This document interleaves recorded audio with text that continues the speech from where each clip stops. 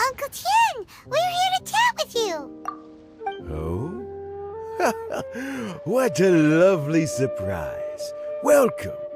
Hoishi, why don't you go downstairs and get the shopkeeper to make us a fresh pot of tea?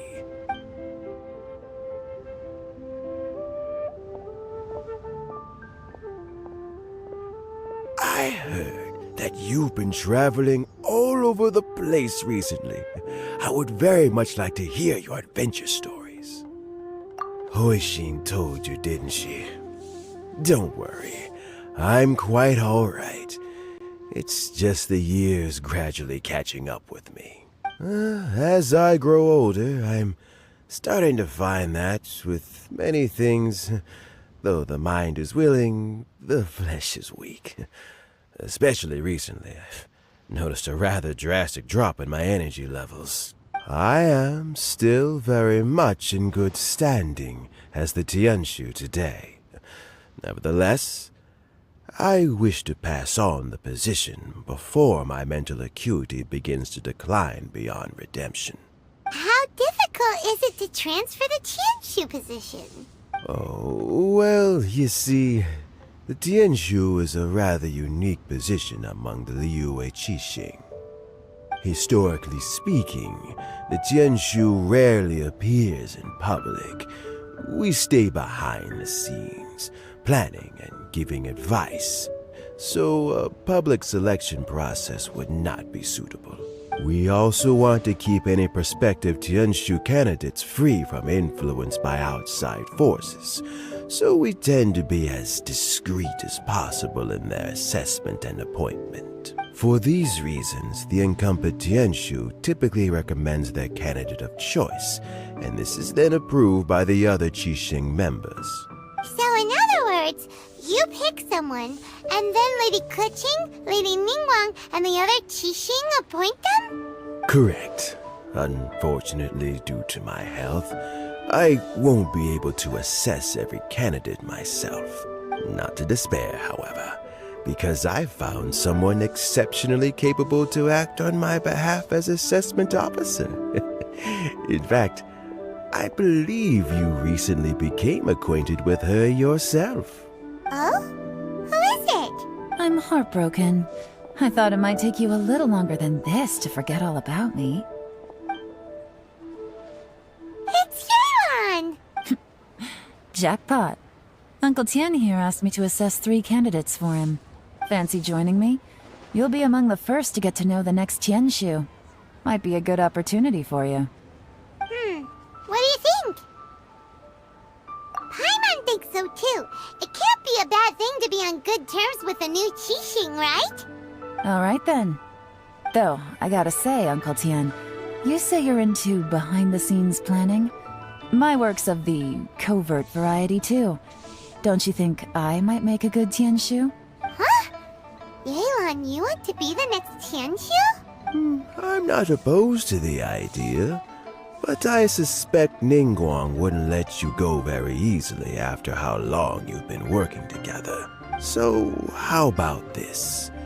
If your investigation reveals that none of the other candidates are qualified for the position, I'll recommend you for the job. Deal. Well, you guys take your time. Everything's all set for the assessments to go ahead.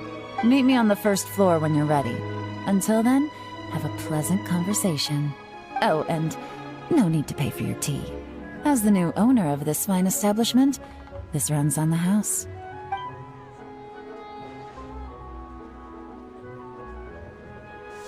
You're all set? Uncle Tian seems really worn down. It's like all his energy's gone. Yeah, it may sound harsh, but Uncle Tian is past his prime. He's not cut out for this anymore. So he's recommended 3 candidates. Their names are Qinwei, Mingguo, and Zhi. Qinwei is a wealthy entrepreneur. Mingguo works at the Liyue Ministry of Civil Affairs, and Zhi is focused on study and travel. Try to keep all that in mind. Of course, it doesn't really matter if you forget, since we'll be assessing them at Yuehai Pavilion in a short while. Qianwei, Mingbo, Zhi. Paimon should be able to remember their names, but what does the assessment involve exactly? Let's leave that until we get to Yuehai Pavilion. All right. Heads in the game, people. The stakes don't get much higher than a change in the Qixing. We can't afford to miss anything, no matter how small. Got it. We'll keep our eyes wide open.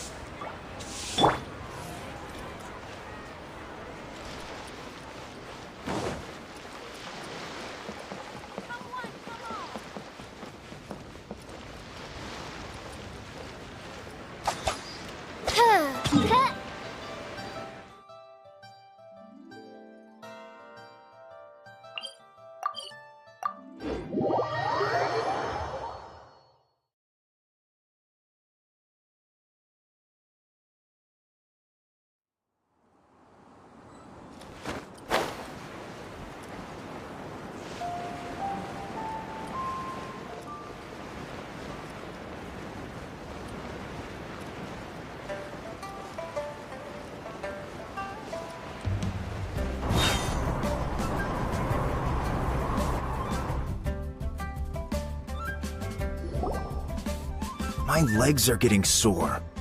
What is wrong with this assessment officer? This is a huge occasion and I don't even get a chair. I've dealt with all kinds of people in my time, but never have I been made to stand while I'm waiting for an appointment. Oh, I mean, I think it's fine. That's called being complacent. If you're happy to just accept the way things are, you'll never be able to change anything in the future. Oh, come on. That's just... Now you're just being unreasonable. All right, you two. Let's not get into a big argument over this. It's not worth it. Qianwei, that was a bit uncalled for. And Mingbo, cut him some slack. We've all been standing around for a while. It's natural to be getting irritable. Look, how about this? There's no rule saying we're obliged to stand up while we wait, so why don't we borrow some chairs from the guild nearby? Fine. They're not the best quality chairs, to be sure. But under the circumstances, it would be better than nothing. It looks like all 3 candidates have arrived. We'll meet them formally soon. Before that, let me run you through the assessment process. I've split it into 2 stages: current affairs and planning, and face-to-face interview. In the first stage, candidates are required to submit a manifesto for Liyue's development. In the second stage, we will ask them some questions in person. Writing a manifesto takes time, so I informed them of this requirement in advance. These are the reports they submitted. Wow. One of them is really thick. It's also worth mentioning a stipulation I gave them. Whoever is appointed as the new Tianshu will be expected to implement their plan as put forward in their manifesto. Failing the occurrence of some cataclysmic event, they will not be permitted to change their plan. Therefore, these 3 piles of documents in front of us represent where each candidate stands on key policy issues. There's still some time. Have a skim through, Get a first impression of what each person's proposing. I'll be waiting off to the side. Just let me know when you're done.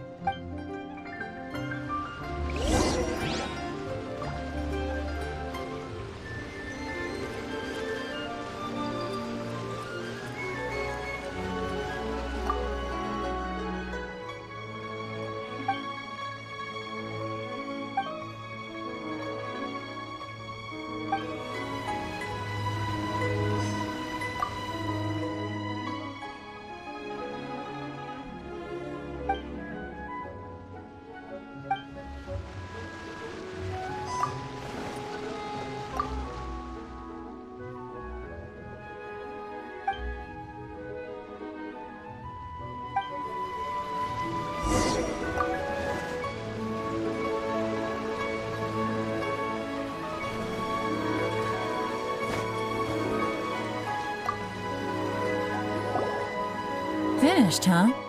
What did you think? Everyone took it very seriously. Of course they did. They have the chance to be picked as the new Tianshu, so you can bet they're putting their best foot forward. And keep in mind, whoever gets in has to execute their plan as written. Nobody wants to have any regrets. That's for me to know and you to find out. We can talk more after the interviews. We'll see the candidates now. Let's do one at a time. Start with Chenwei. Yes, ma'am.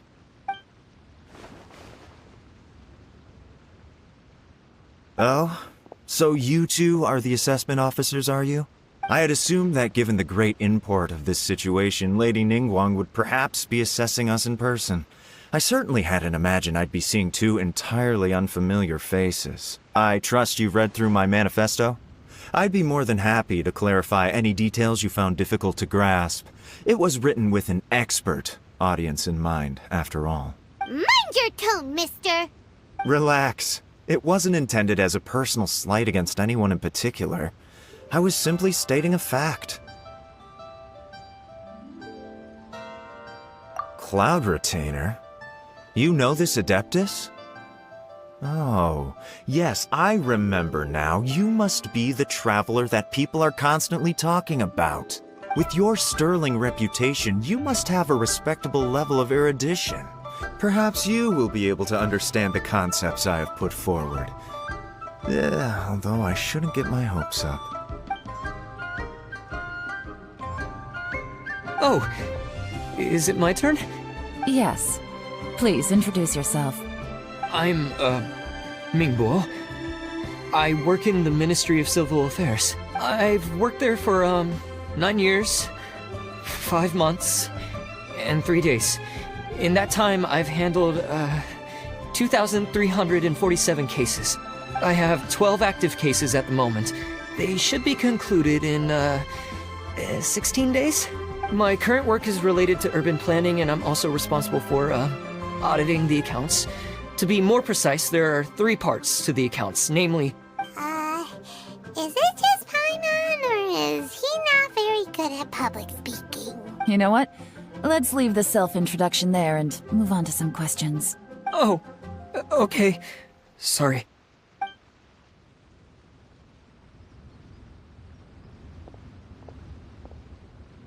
Hello. Not gonna lie, I'm feeling a little nervous. What would you like to know? You're here to assess me, so ask away and I'll answer your questions to the best of my ability. Your manifesto is very wide in its scope, but you don't seem to be personally involved in many of the specific fields. How can you be sure that you have the ability to put your plan into action? Very fair question. I completely understand where you're coming from, but I'm confident in my plan. I've visited many different places, talked to lots of people with far more expertise than myself, and my manifesto is the conclusion of these efforts. Of course, 2 different problems can be interconnected in very complicated ways, and you might reach 2 very contradictory conclusions depending on which one you're focusing on. What I've tried to do is strike a balance. In other words, present an optimal solution to all the problems as a whole. How do you plan to determine whether you are right or wrong about your proposed solution being the optimal one? A great question. Well, I'd start by having my colleagues and the secretaries of the Yuehai Pavilion evaluate any proposals before implementation. Post-implementation, it would all come down to the results. If it turned out that my judgment was to blame for poor results, I would take responsibility. Nice answer. All right, next question. He seems like a great guy. Everything he said was thoughtful and logical, and he was just a pleasure to listen to.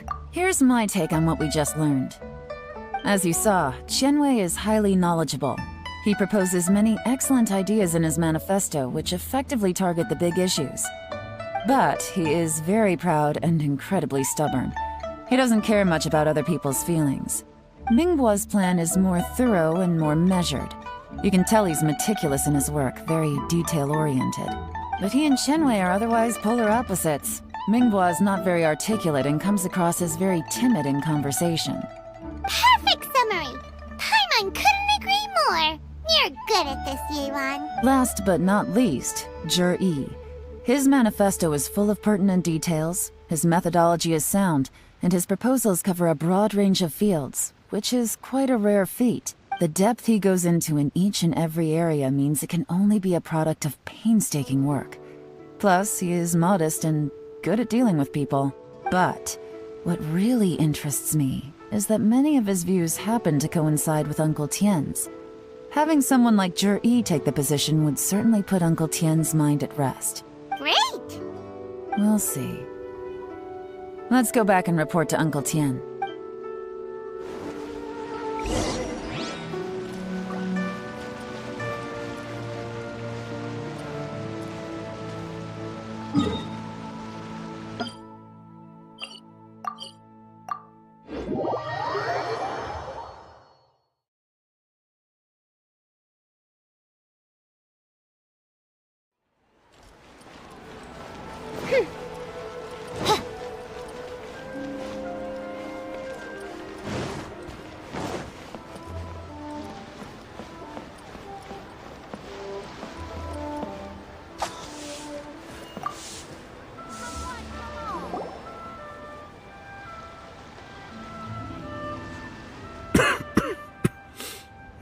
I see. Then it's more or less as I anticipated. All right, then let me ask this. The ideas in Yi's manifesto are very similar to your own. Is there any particular reason behind this? Oh, I didn't want to say anything when I gave you the list of candidates, for fear of affecting your judgment. But I can tell you now. Those 3 candidates have all studied under me in the past. It's only natural that they share some similarities with me.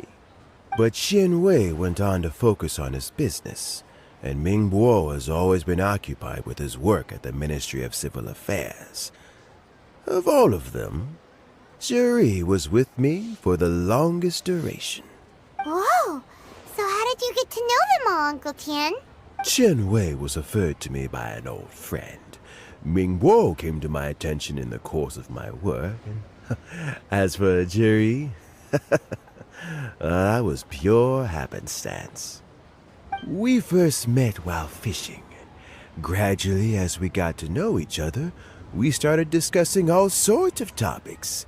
Yi came from a poor family, and his parents died when he was very young. But he was a gifted student and a fast learner. He reminded me of a younger version of myself. So I started out giving him a few words of advice when we were out fishing and noticed how quickly he got on. Quite. And now, all of a sudden, he's grown into a mature young man. It's a joy to see. But it also gets one thinking. The young are growing up, and I am growing old. How time flies. No one can escape the cycle of life. I don't know, Uncle Tien. You still seem in pretty good shape to me. You might have another few years of work left in you, don't you think? Oh, you. There's really no need to console me. Having less energy than I used to isn't such a bad thing. It just means I finally have a good reason to retire at spend my days doing what old men like me should be doing. Going fishing whenever I feel like it. Sounds like you sure love fishing, Uncle Tian. Ooh, there's nothing quite like fishing to pass the time. Ooh, and freshly caught fish, they make the most beautiful fish soup with barely any preparation required. Fresh fish soup. Sounds tasty. Doesn't it? Also, some time ago, Juri purchased a very special recipe from an old fisherman. When we've been fishing recently, Juri always brings some extra ingredients he prepared in advance. The addition of these makes the soup taste even more wonderful. That flavor makes for a fond memory. But at my age, who knows how many more chances I have left to taste it again. Oh, can Paimon come next time too? Paimon really wants to try it. Let's get back to the matter at hand. Uncle Tian, we've reported back. Do you have a verdict? I appointed you as the assessment officer, and I trust your judgment. Had you not asked me why Juri's ideas were so similar to mine, I was not going to mention my history with any of them. This decision must be guided by what is fair and right. Please disregard all other considerations and make your final decision only after a thorough review of each candidate's talents and capabilities. Remember, you must be thorough. Understood. Come on, let's go talk somewhere else. Bye-bye, Uncle Tian. Look after yourself. So, it's gonna be Jiri, right? His manifesto was written well, and he's the best speaker. Easy. Let's not rush. There's no time limit for this assessment. Huh? So, are you gonna give them more tests or something? No, nothing like that. The assessment itself is complete. But let me give you a word of advice. Things are not always as they appear. The biggest no-no in intelligence work is to only get information from the person of interest themselves. The truth is almost always hidden beneath many layers of deception. You have to get information through many different channels. For example, Wenyuan, Shanghua. Yes? Lady Yelan, what are your orders? Ugh! Who are they? Where did they come from? Did they scare you? These two are Wenyuan and Shanghua. They work for me. As my trusted assistants, they are always standing guard nearby. They also perform various assignments as required. Shanghua is a business expert who gets his information by trading. Wenyuan relies on word of mouth. And there's also Upei, who's not here right now. That meathead must have been out there on sea surveillance for some time now. Is he all right? I seem to remember that he can't swim. Nothing can take that guy down. Certainly not a little wind and waves. Shanghua, visit all the commerce guilds and look into Qianwei's background. Wenyuan, go to the Ministry of Civil Affairs and look through Mingbo's work files. Yes, ma'am. So what about Juri? Juri, well, obviously as the most promising candidate, we will be investigating him ourselves. Let's go to the docks first. Lots of people passing through there. You can find out all kinds of things. If we're looking for information, why don't we try talking to Bulai, the owner of Wanyu Boutique? He does business at the North Wharf. Maybe he has some news for us. That's actually not a bad idea. Let's go and ask him.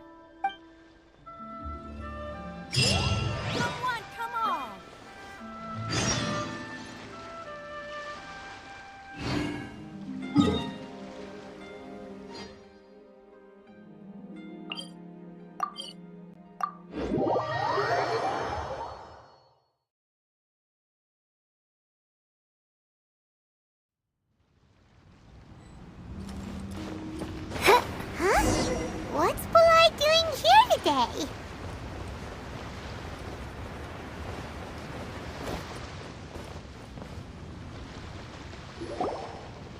Look, your asking price for this batch is just too high. I can't buy in at this price. How am I supposed to turn a profit? Come on, hear me out. I'm telling you, this is the single best batch of Sunsettias ever. You won't find anyone who disputes that. I accidentally dropped one into a well, and even the water turned sweet. Even so... All right. I'll let you in on a little secret. The boss of Second Life also wants to buy from me, but I haven't responded yet. If you won't take him, I'll just have to partner with them instead, and neither of us wants that. Okay, well, when you put it that way, I'll accept your asking price. I'll take all your stock. Don't sell a single one to Second Life.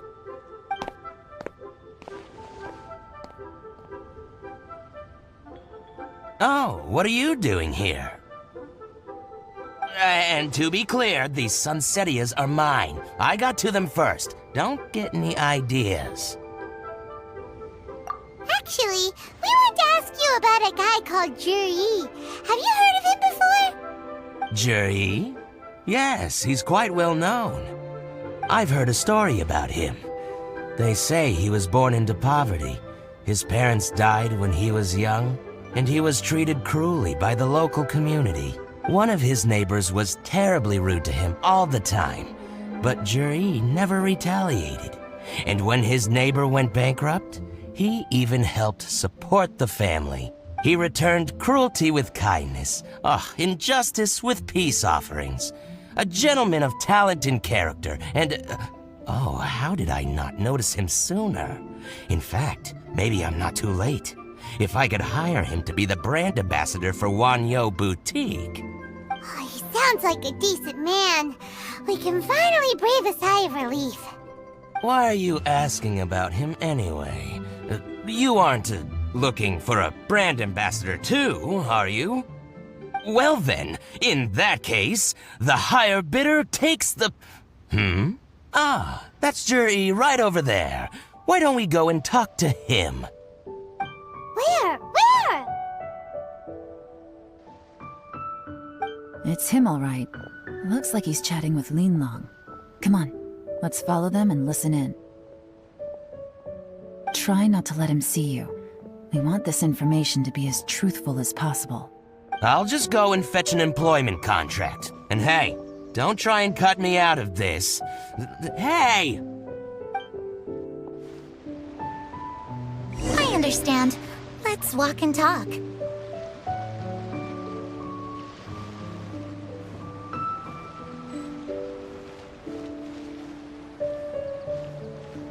So, you were looking to buy a wineware set?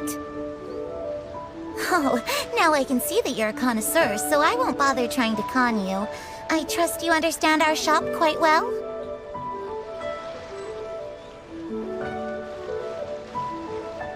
The truth is, an old friend of mine, who likes to have a drink now and then, he fancies himself as a man of culture, but doesn't care for needless extravagance. So I thought I might buy him a set of high-quality fakes. How very thoughtful of you. Leave it to me, then. Come and collect it at Shigu Antiques whenever is convenient.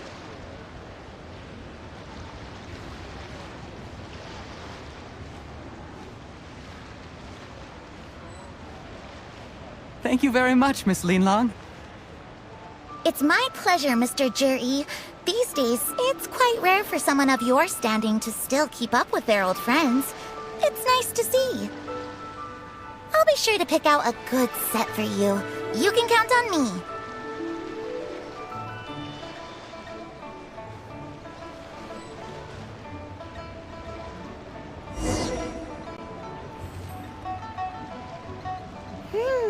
Juri seems to get along really well with everyone. Are you satisfied now, Yelan? Seems like everyone thinks Juri's a great guy. We shouldn't jump to conclusions just yet. Let's go check out the wharf where he usually goes fishing. Do we have to?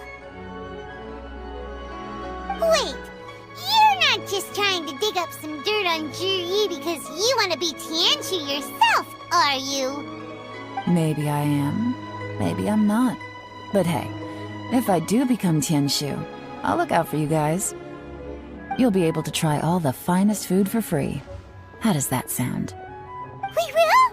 Well, come on! Off to the South Wharf we go!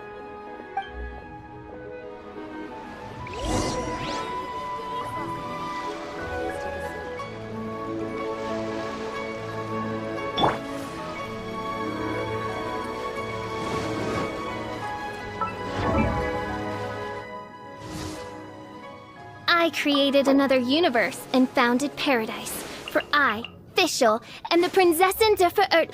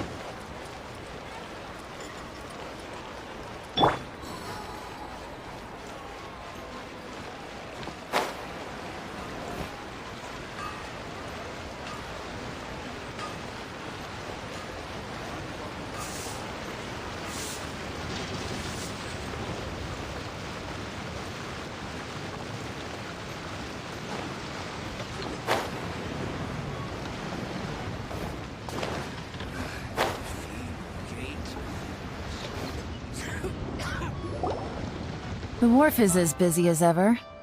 I hear the anglers here sometimes sell their fish to the nearby fishmongers. Let's see what Uncle Soon has to say.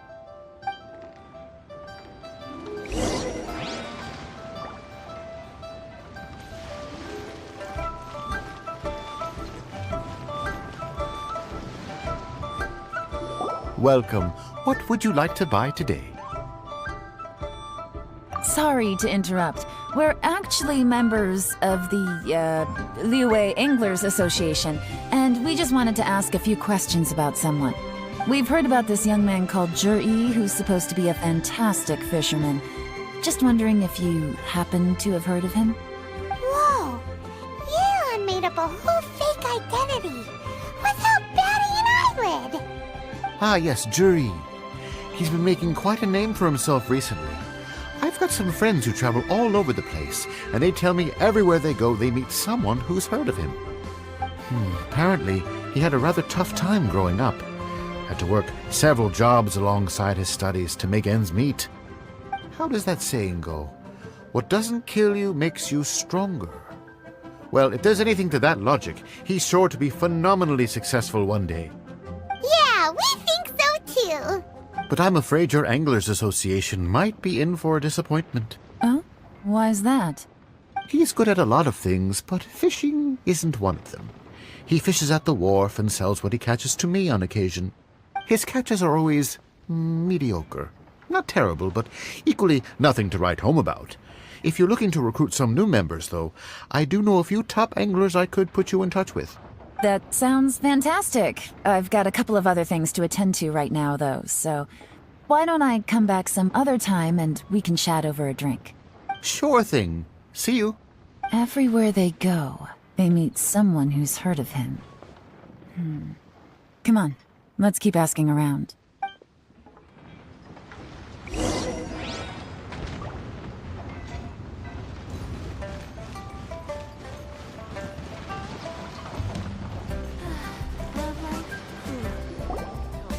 Here to buy some fish? It's 300 for one or 3 for 1,000. You better hurry when they're gone. Hello, we're from the Society for Fish Price Research. We'd just like to ask a few questions. Wow! She switched identity again! Society for Fish Price Research? I haven't done anything illegal. Stay out of my business. Please, don't worry. We're just here to conduct a simple survey. We've heard about a certain Zhi who's been selling fresh fish at low prices in this area recently.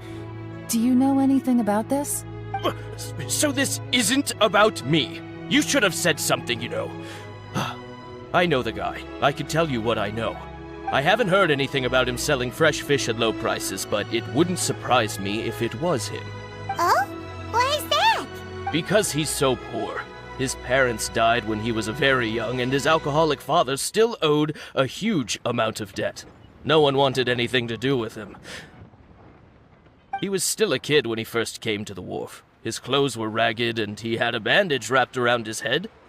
And he managed to survive, thanks to Uncle Tien, who gave him some food. But still to this day, he doesn't have a lot of mora to his name. I mean, he can afford to eat and everything, but you'll often see him haggling with others over just a few mora. So, I wouldn't be surprised to find out he's been selling a few fish. It's not like he catches much anyway, so it's not going to affect my business. Don't tell him I said that. You'd rather he didn't know? Well, I spoke to him once, briefly, and I just had a feeling that he really cares what other people think of him.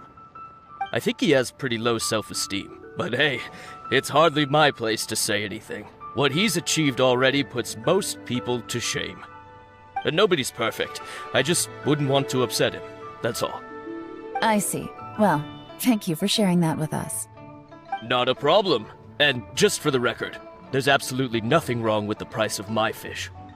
The more times you say it, the less convincing it becomes. Doesn't have a lot of mora to his name. Okay, let's keep going.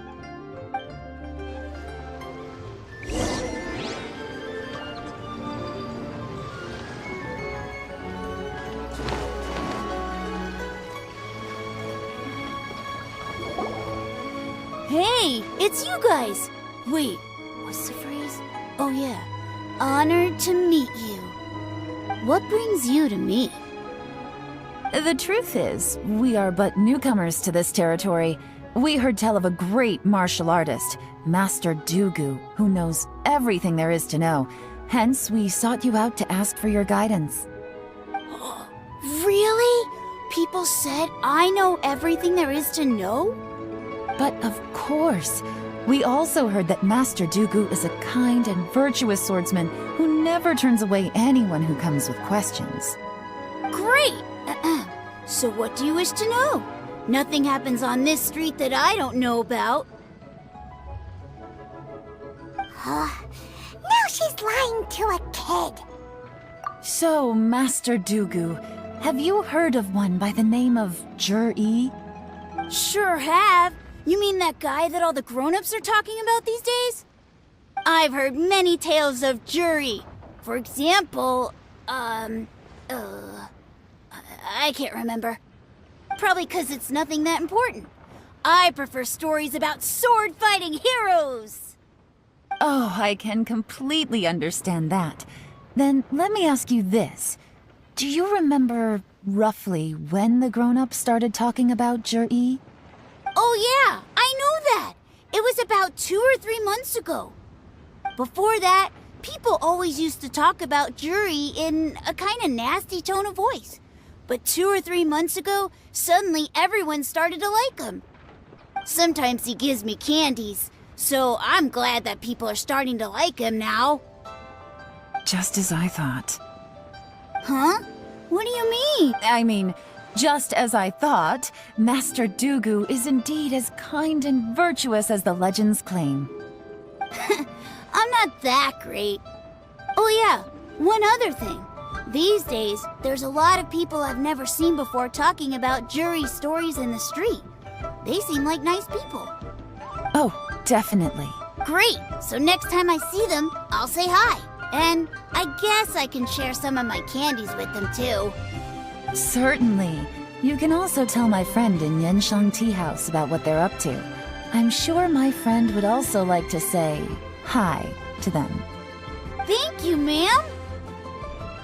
You're welcome. Well then, fare thee well, Master Dugu.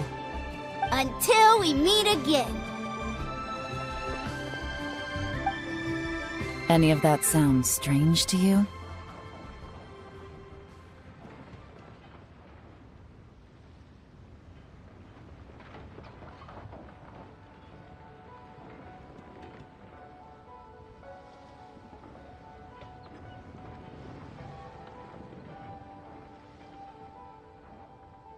Strange? Look, Juri seems to have a great reputation. Uncle Soon and Uncle Gao spoke highly of him, and Dugu Shuo seems to like him too. True. But the issue is, where did his sudden celebrity come from? It almost seems too good to be true. Sudden? Too good to be true? What do you mean? So he returns cruelty with kindness, and had to work to support his studies. These are the kinds of things that make someone well known in their hometown. But Uncle Soon said even his friends who travel far and wide hear about him wherever they go. That's a little over the top, if you ask me. Do you remember what Dugu Shuo said about Zhiyi's stories? Clearly they left him with a good impression of the guy. But beyond that, he wasn't interested in the details. That's the reaction I would expect from any normal person. Plus, there's the fact that all this praise of Zhiyi has only been happening within the last 2 or 3 months. His childhood, his studies, the thing with his neighbor, none of these are recent events. So why are these stories only going around now? When you put it like that, it is kinda strange. Of course, if that's all there was to it, I wouldn't look into it any further. Zhiyi was born into a poor family.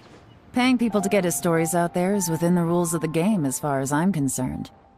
The problem is, do you remember what Uncle Gao said about him? He's stayed poor his whole life. Everything he's earned he's either spent on studying, traveling, or paying off debts.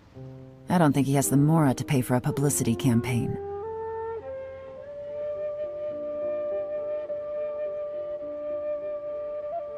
Right, and that changes everything.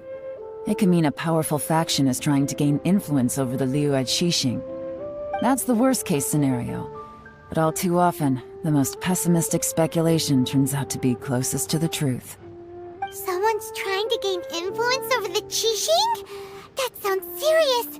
What should we do? Even if we asked Zhiyi about it, surely there's no way he'd admit it. First, we need to find out who's supporting him. Don't worry, I've got a plan. Remember the current affairs and planning stage of the assessment? Since the successful candidate is duty-bound to implement their plan after taking office, their manifesto tells us their stance on key issues. Whoever is secretly helping Zhiyi must be seeking to benefit from his actions after his appointment. So, we should be able to find some hints in Zhiyi's manifesto on who we're dealing with. Come on, let's get back to Yanshang Tea House.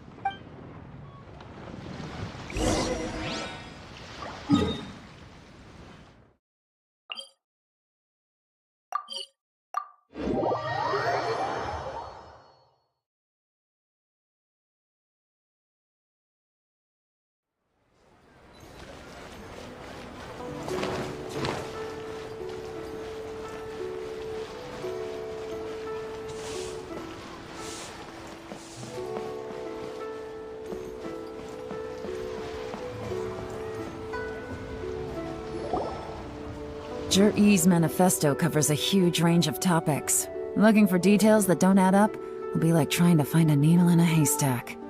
I'll divide the reports into 2 piles. You take one, I'll take the other. When we're finished, we'll put our heads together. Officially, the assessment is already over, and I'll be expected to announce the results before long. So we have to get to the bottom of this as quickly as we can. Yikes! We better hurry! Whatever else Uncle Tian might think of Zhiyi, the fact remains that he's one of his favorite students. Any evidence he's left is not going to be immediately obvious. We'll have to look carefully and think critically.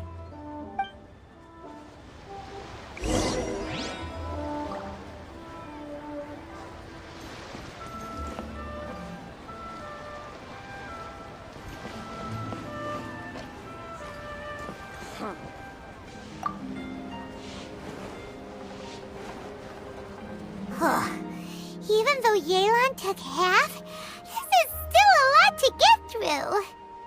Well,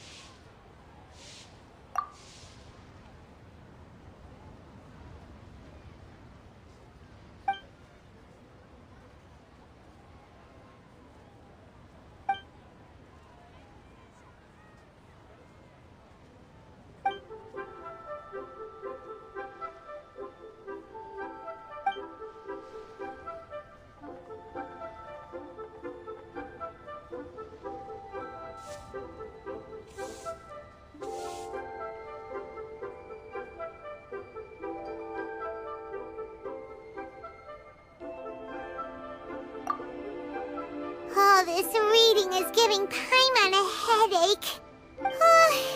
Let's take a break.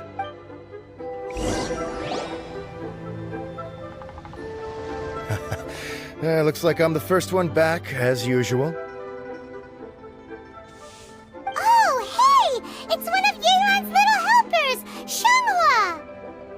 If you're back, that means you finished investigating Qianwei, right? You betcha. I visited all the commerce guilds and gathered a wealth of information. Every time they asked me to leave, but I always had another trick up my sleeve. Don't drag this out. Just tell us your findings. Yes, Lady Yelan.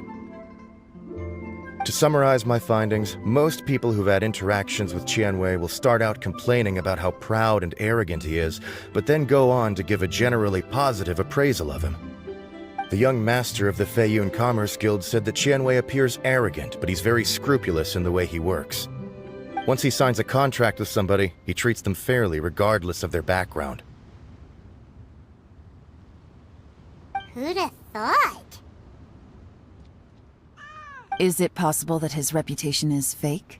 Is there any way you can check the accounts of the businesses under his name? In theory, that should be very difficult, but here's the thing.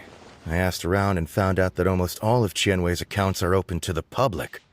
Where he buys from and sells to should be confidential business information, but he doesn't seem interested in protecting it at all. Qianwei often sees business opportunities that others don't, but once he's made enough mora off of it, it's like he gets sick of it and releases all of his trade secrets. It's like he wants people to know that they still can't beat him, even if he shares all of his secrets. The fact that someone like that can still make mora is pretty infuriating when you think about it. What a strange guy.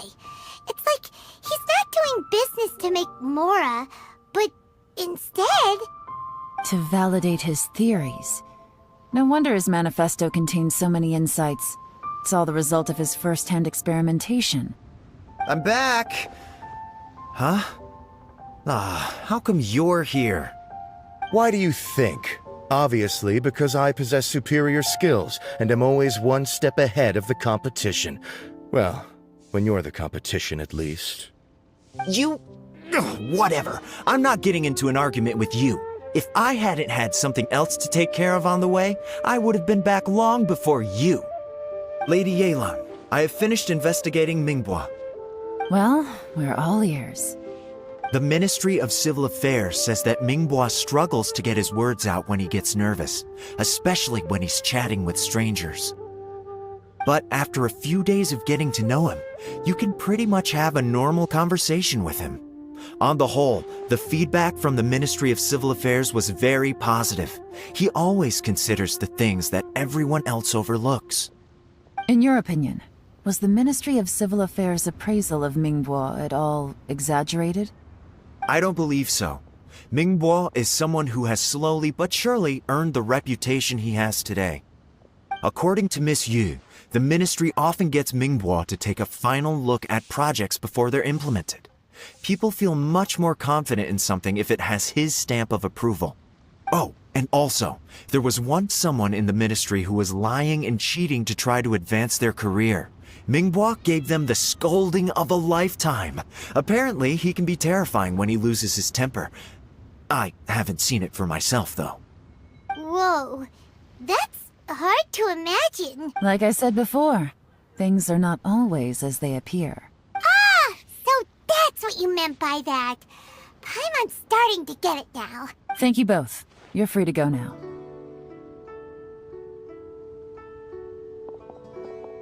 So, have you finished reading the manifesto? We still have a bit left.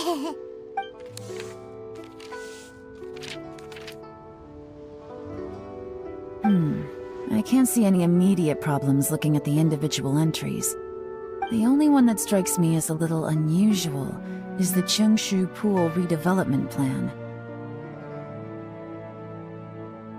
Chengshu Pool has always been home to many secrets. Plus, Ajdaha once wrought havoc there, so there are even more secrets buried deep underground. At some point, a rumor began to go around that there is great treasure buried beneath Chengshu Pool. A long time ago, with the approval of the Qixing, a mining team conducted an exploratory excavation there. So, did they find any treasure? None. The ruin was completely impenetrable. The only way they could have gotten through the solid rock would have been by blowing it open with a special kind of explosive. The technology wasn't mature enough at that time, so the excavation project was shut down and the treasure became a mere legend. Jur-E's manifesto focuses on solving problems, and this treasure hunt seems extremely risky. It seems out of step with the rest of his plans. Still, this one fact alone doesn't tell us much. Everyone wants to get their hands on this treasure. The treasure hoarders, the Fatui, even local Liyue factions. Did you find anything? Excavation? Project? Treasure? Did we read anything similar in our half of the manifesto? Oh yeah! Jur-E said the Blackcliff Forge workers should get right of first refusal if any suitable projects come up. Did he now? Well, that makes everything much clearer. So Jur-E wants the Blackcliff Forge to excavate the treasure of Qingshu Pool. Does that mean the Blackcliff Forge is Jur-E's secret supporter? No, not likely. I've looked into the Blackcliff Forge before. They aren't involved with any powerful factions at present. They do possess some specialized explosives, but it would seem more trouble than it's worth to put so many resources into a risky project like this. Still, since the clues are pointing toward the Blackcliff Forge, we should see where they lead. We may well find something new. Shenwei and Mingbo both turned out to be completely different than what we thought.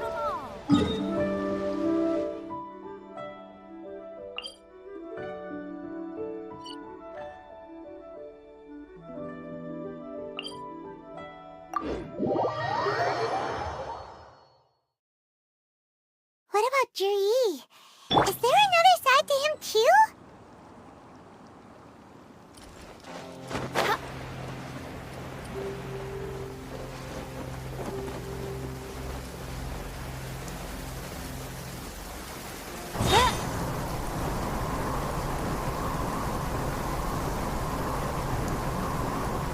This is the Blackcliff Forge.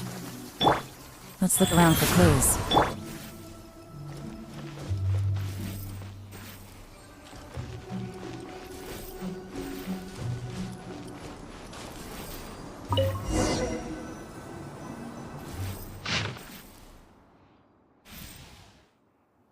What's this? A diary? From the back, it looks like a ledger, but it seems they also use it as a site log. We don't know who wrote it, but it's interesting, don't you think? These newcomers, who could have sent them? You think they're suspicious? Yes. Look, it says right there, one of them's already been promoted to team leader. At this rate, by the time the Qingshu Pool redevelopment plan is ready to roll, they'll be the technical backbone of the team. That'll give them the chance to take a lot of liberties. They can copy any secret texts or steal any treasure they find underground. Imagine if we didn't suspect anything. By the time Jur-E recommends the Blackcliff Forge for the excavation project, at most we would maybe do a fresh background check on the place. No red flags if all they did was change some key staff. And even if we decided to vet the staff individually, they'd have had more than enough time by then to come up with fake identities. That's the advantage of planning this far in advance. It was a clever move.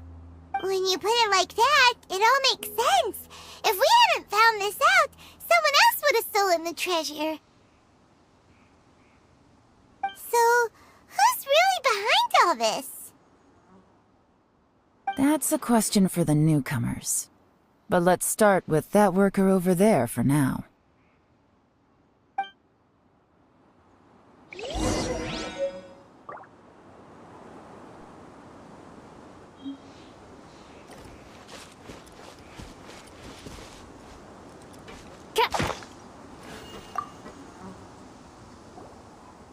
Excuse us.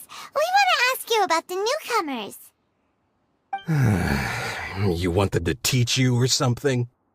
I gotta say, these newcomers are in tip-top shape. Fast learners, too. They're picking up all the skills unbelievably fast. My only complaint is that they're always going out drinking at night. But they never let us join them. I guess they just need some time to adjust. I'm sure we'll get to know each other over time. They go out drinking. This area isn't exactly renowned for the nightlife. I'm guessing it's a long trip to the nearest tavern. You got that right. They tell me they go all the way back to Liyue Harbor to drink at Wanmin Restaurant. It rained after work today, so they actually stuck around at the site for a while. But as soon as the rain stopped, they went out drinking again right away. Hey, you're only young once, right? I say, if they can hack it, let them at it. Interesting. Let's go talk somewhere else. Looks like our hunch was on the Mora. These newcomers are very suspicious. Drinking in Liyue Harbor, huh? Some cover story. I'll wager they've been going to intelligence updates. Good thing it rained today.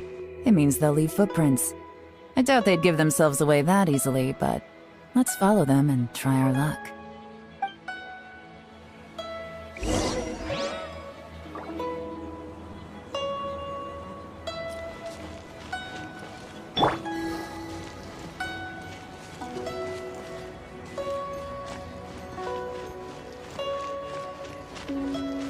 They went that way! Hurry, we gotta catch up!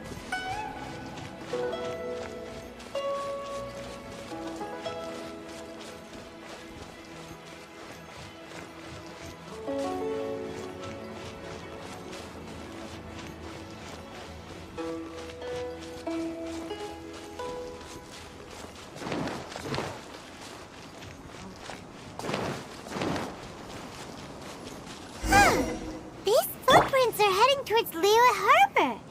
Maybe we were wrong about them.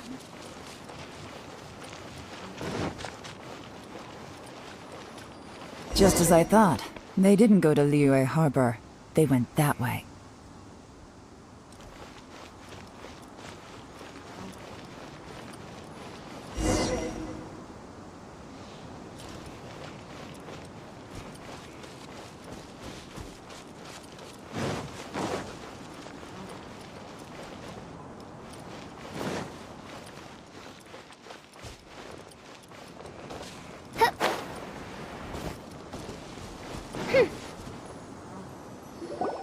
The footprints stop here, but, judging from the direction, I'm guessing their destination was that abandoned house.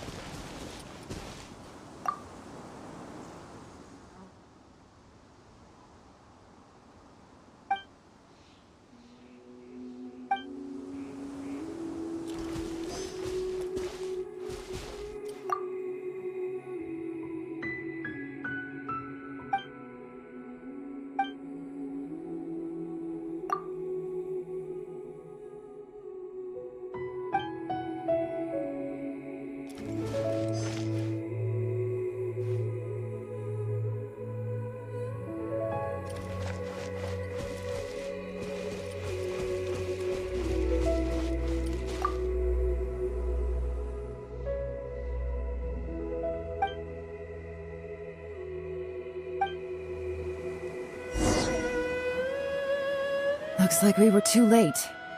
This has gotta be where the newcomers rendezvous with whoever they're working for.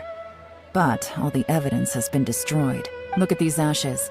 Someone was burning documents not long before we arrived. Could there be anything left? Maybe the wind could have blown the fire out before everything was finished burning. The odds of that are very slim. It's practically impossible. I've checked. All the paper's been burned. There's only ash left now. Why don't we wait for them back at the Black Cliff Forge? They've gotta go back there sooner or later. We can't count on that. Clearly they were based here at one point, but it's mysteriously abandoned now. To me, that says that whoever's behind this has moved them somewhere else, to throw our investigation off course. Darn! Guess this is where our trail runs cold. Make no mistake, the purpose of our trip wasn't to find any solid evidence. We just need to figure out who's behind Jur-E. I smelled something peculiar the moment I came in. Those newcomers probably thought they'd be safe as long as they burned the letters. But what they failed to consider is that paper and ink from different regions produce different odors when they're burned. Really? Paimon can't smell anything. Do you smell anything? There is a certain place with a freezing cold climate where there's nothing but ice as far as the eye can see.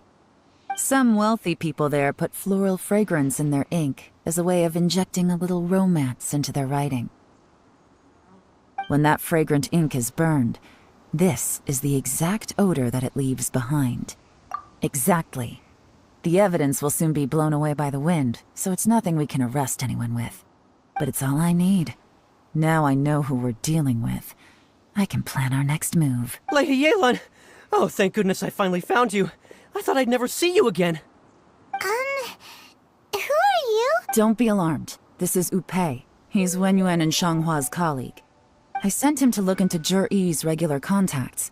Since Zhi-Yi likes fishing, Upei thought he might know some of the fishermen and sailors, so he took a boat out to sea to ask around.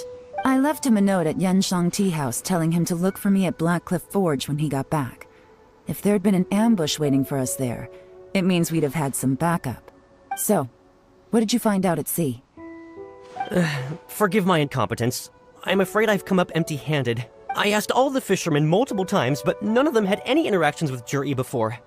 Then the waves got so choppy I ended up falling overboard. Fortunately, someone managed to drag me out. When I got back, I heard that you'd gone to Blackcliff Forge and might need backup, so I went straight there as fast as I could. Didn't even stop to change my clothes. Well, Uncle Tian said that Zhi-Yi once bought a recipe from one of the fishermen. Did you hear anything about that at all? What? That's news to me. No, that's not possible. It's absolutely not possible. Lady Yelan, I'm telling you, I spoke to every single fisherman out there, and none of them mentioned anything about a recipe. Interesting. Then I wonder how that even more wonderful fish soup came about. Fish soup? What fish soup? Nothing. Our priority right now is to find a way to get our hands on some solid evidence. Well, any suggestions?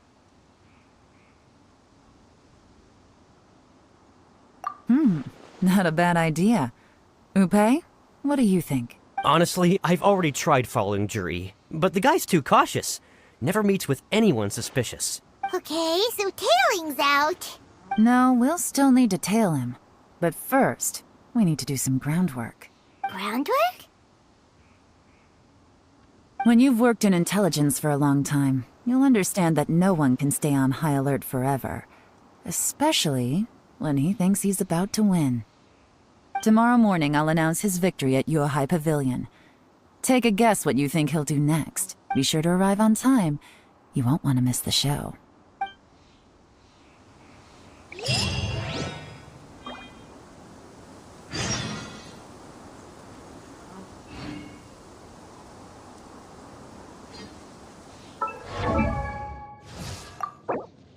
I created another universe and founded paradise. For I, Fischl, am the Prinzessin der Verirrt...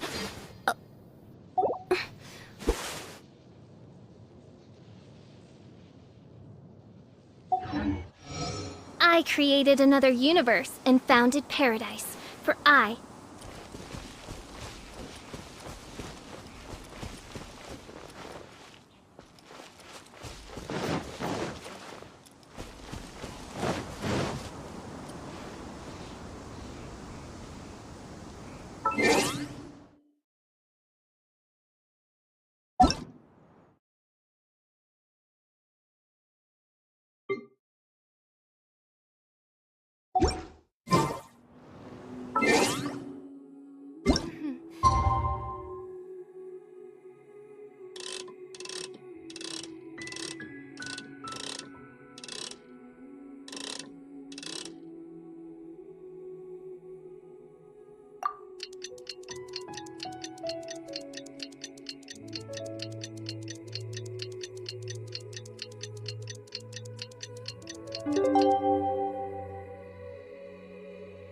May the glory of the Prinzessin bring light to this world.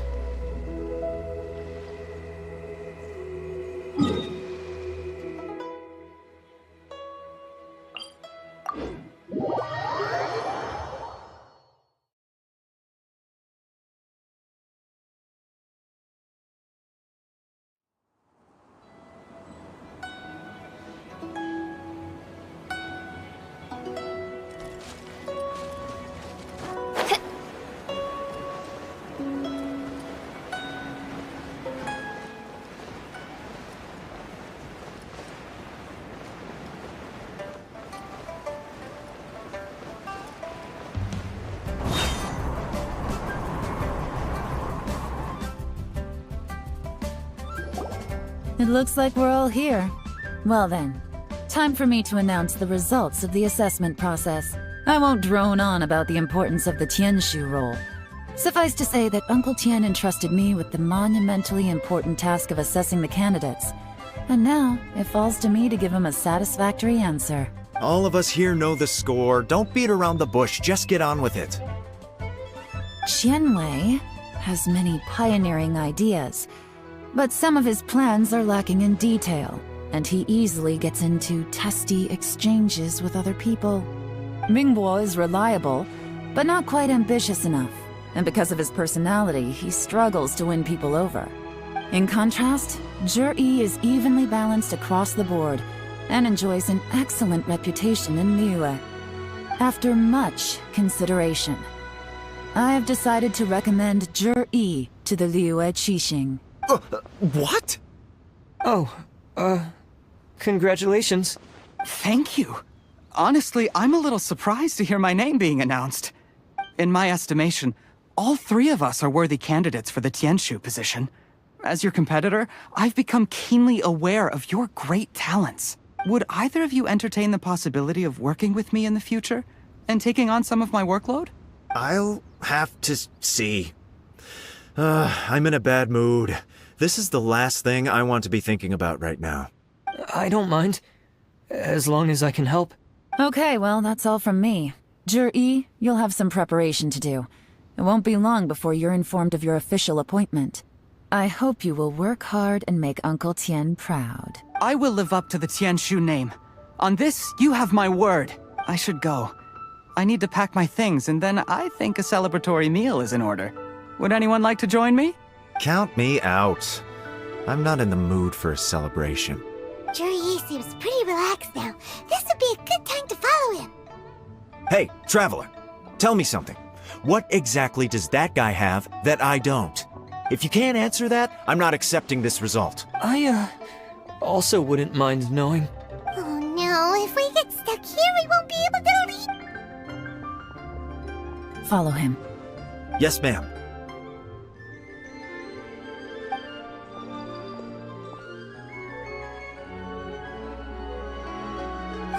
We finally got rid of them. Lady Yelan, Zhi has gone towards Feiyun Slope. Follow him, quickly. So Zhi really sided with the Fatui?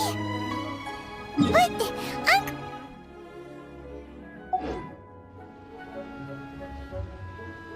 Difficult to say.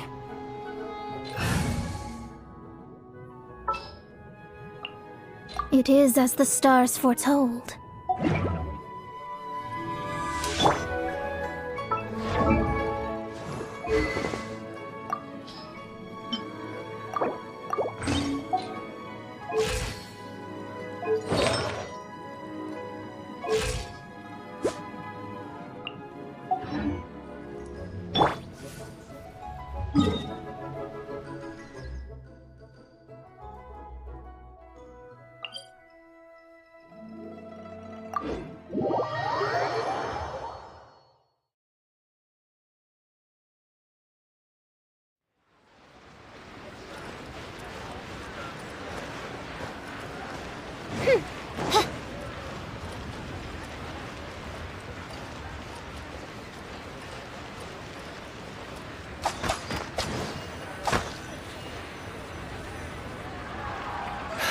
Sorry, Lady Yelan. We lost him. He's too good at this. We weren't able to keep following him without being seen. how the heck did he manage to shake Yelan's subordinates? I guess Zhi didn't let his guard down. Still as vigilant as ever. No, Upe says he's much more relaxed than usual. Maybe it's just how he's wired. Perceptive enough to sense when he's being watched. But how? Don't blame yourselves. Let's not forget he was trained by Uncle Tian himself. Evading detection is not an unusual skill for him to have. If I'd asked you to tail Uncle Tian, you'd have ended up at a dead end too. It's fine. So, where did you lose him? Xinyue kiosk. He only went in briefly. Upe and I were watching outside the whole time. A few moments later, a man dressed in a completely different outfit came out. Upe had a feeling that it was him, but we couldn't get close enough to check without blowing our cover. I figured that if we spooked him, it would undo what we've accomplished today so far. Another option would have been to arrest him there and then. But without any evidence, that would have been meaningless. So I stopped Upe, and I stayed here to wait for you while that meathead went to ask around in Shinue Kiosk. Good work. The fish didn't take the bait, but that's okay.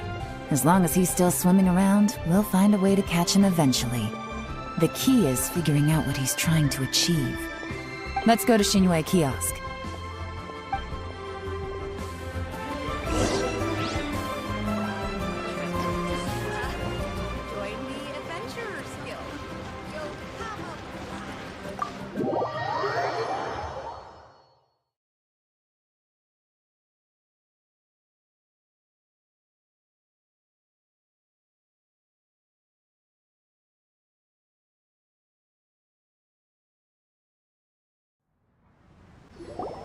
Could you explain to me how that works? A guy like him comes in, changes his whole outfit right under your nose, and you don't even ask him about it? Our customers are free to dress however they please. What grounds would I have to question him? Okay, fair enough, but didn't you think it was just a little bit strange? Well, maybe I did, but it still doesn't give me the right to stop him. Enough. Let's tone this down a little. I'll make this quick. Just one question. What did he buy while he was here? Oh, he didn't buy anything. He just picked up a bottle of liquor that he ordered ages ago. A bottle of liquor? Yes, a very strong kind. Fiery, with a rich flavor. Not something the average customer would order. This gentleman ordered it in person from us a long time ago. He was only here today to pick it up. Liquor and wineware. I see. Let's go. Where to? Shigu Antiques.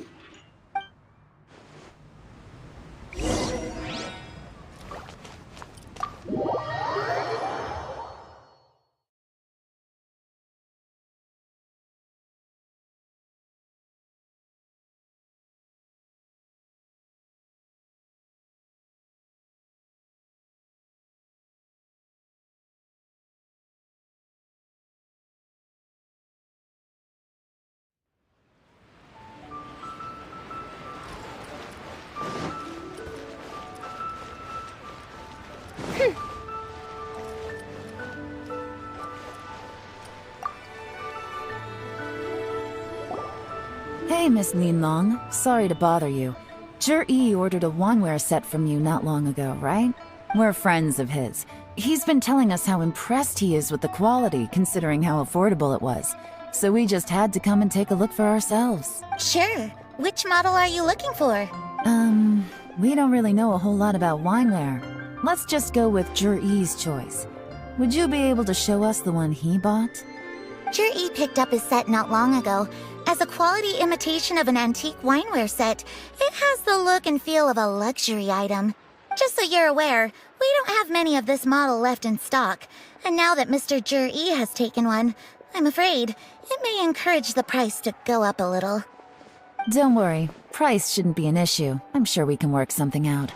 But I'm just a little hazy on one thing.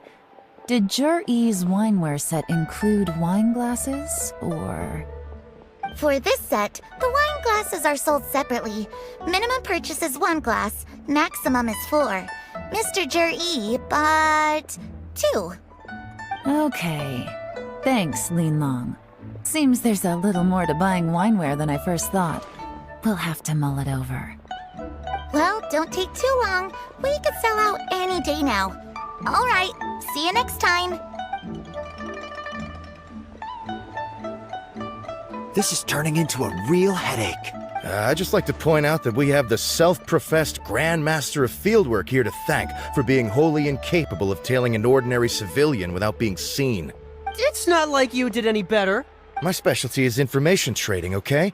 I don't have the physical agility. What's your excuse? Fair point. Yelan, so has the plan failed? Oh, if we can't figure out where Zhi went, there's not much we can do. But why was he buying liquor at Shinue Kiosk anyway? To celebrate? If so, it's no ordinary celebration. What do you mean? First of all, Jur-E isn't much of a drinker. On some level, he hates alcohol because of what it did to his father. If he was just looking to celebrate by himself, he wouldn't spend his meager savings on an expensive bottle of alcohol, let alone buy a pair of special wine glasses. No, this is a victory feast, held in honor of Jur-E's private sponsor. Whoever this person is clearly enjoys hard liquor and has a very high status, hence the need for expensive-looking wineware. Now, where might we find Fatui who match that description, I wonder? Fatui officials. Should be either the Snezhnayan Embassy or the Northland Bank. Have both locations surrounded. Take as many people as you need. Lady Yelan, is it time for us to make our move? If so, you can count me in. Get with the program, would you? This is a covert surveillance operation. Jur-E may be vigilant, but that doesn't mean the same is true for his drinking buddy. In which case, we don't need to change tactics. Just change who we're following. Great idea! So we just need to find out who Jur-E bought that liquor for and follow them instead! But Lady Yelan, if we get caught, this could become a major diplomatic incident. I'm well aware, but don't you see? Jur-E is gambling everything on this. If we really want to catch him, we're going to have to accept a little risk ourselves. Stick to your orders, and make sure we're covering all other bases too. Anywhere else Jur-E might be going. I want eyes on those locations. Yes, ma'am. Don't worry, Lady Yelan. Jur-E may be a slippery character, but we'll keep a close watch on the movements of all Fatui officials. I'll be waiting for you at the tea house. If I'm guessing correctly, Fatui officials are likely to take action at night. You should go and get ready. Then meet me at Yenshang Tea House.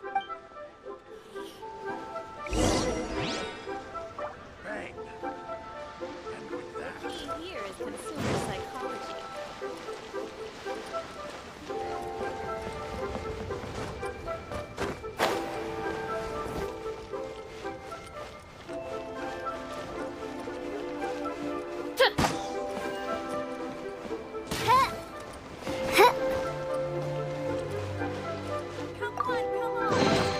What trinkets lie veiled within this desolate plain?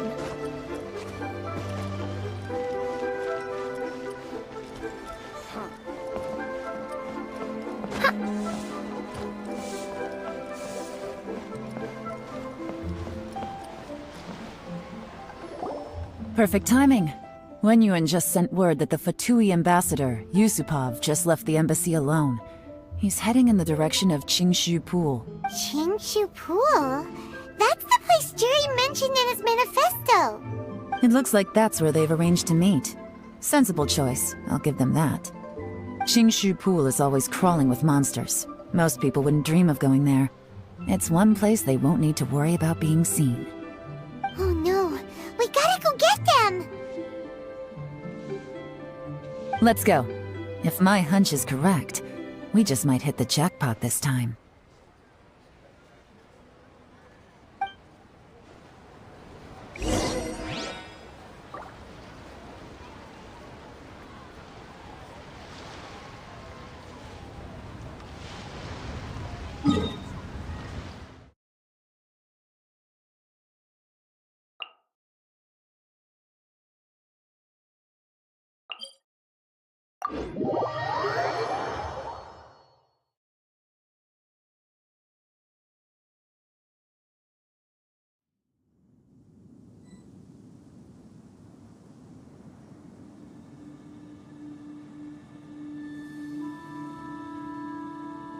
I do worry about the well-being of my retinue during my impromptu absence.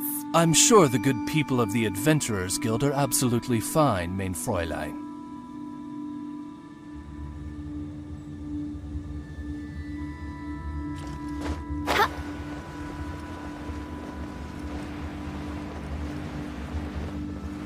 This is Qingshu Pool, full of ruins, crawling with monsters. Anyone with any sense steers well clear of this place. I've looked into the place before. There's a worker's entrance somewhere around here. Follow me.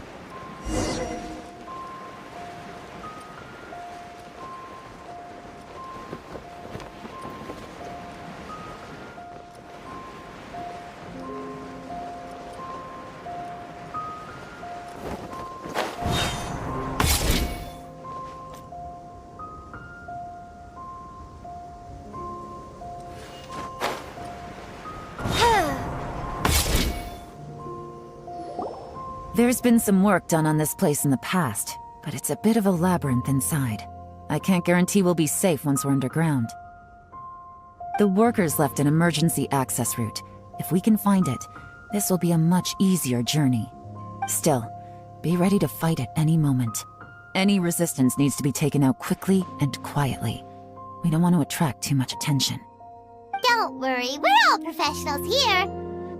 By the way, Yelan, where are your 3 little helpers at? They have other things to take care of first. We couldn't afford to wait for them, but they'll join us later.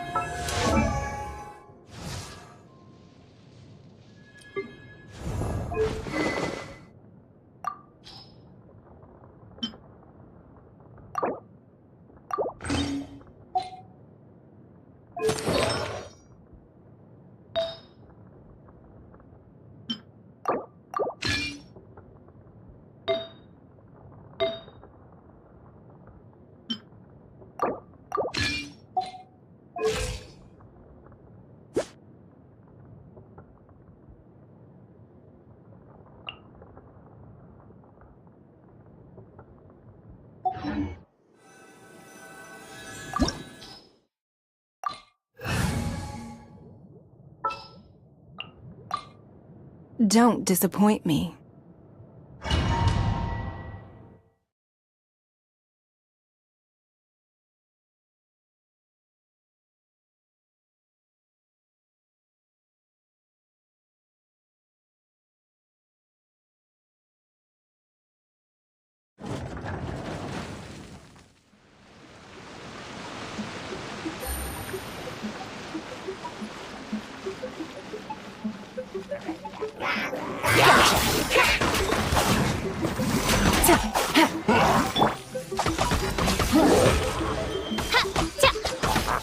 No rest for...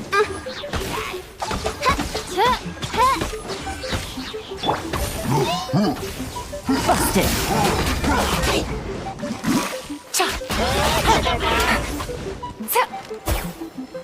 Take it easy.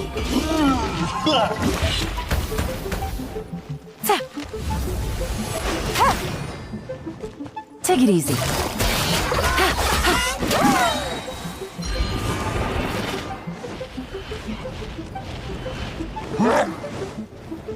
Gotcha. Motion to compel!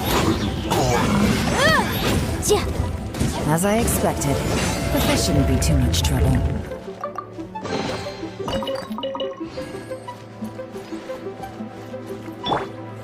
Life goes on.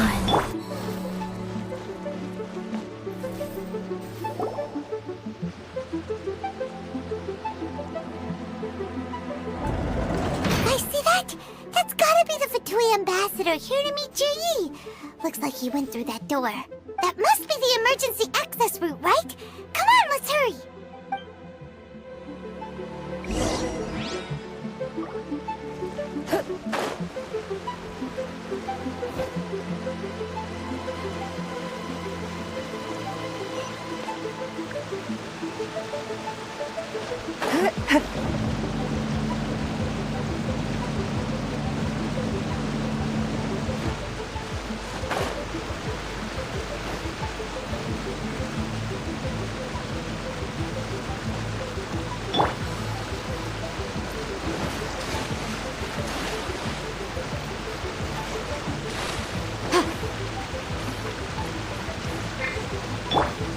Wheel of life. Quietly now. Game's up. Fun's over. Incinerate!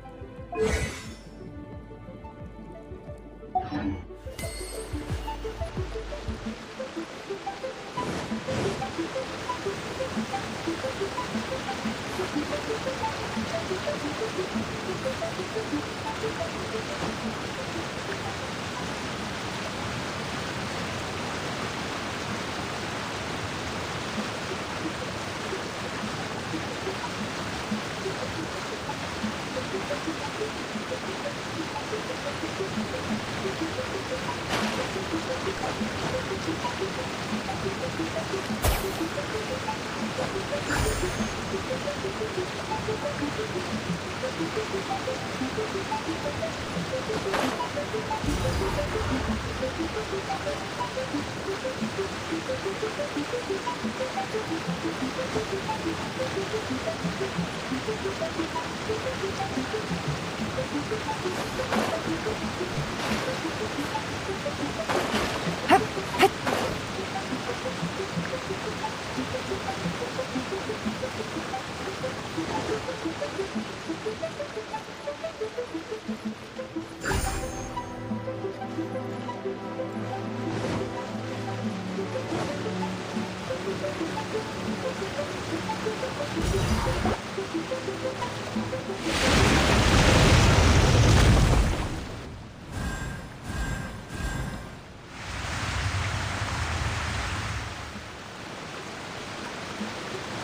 water's gone down. Hey, look! Is that another way through?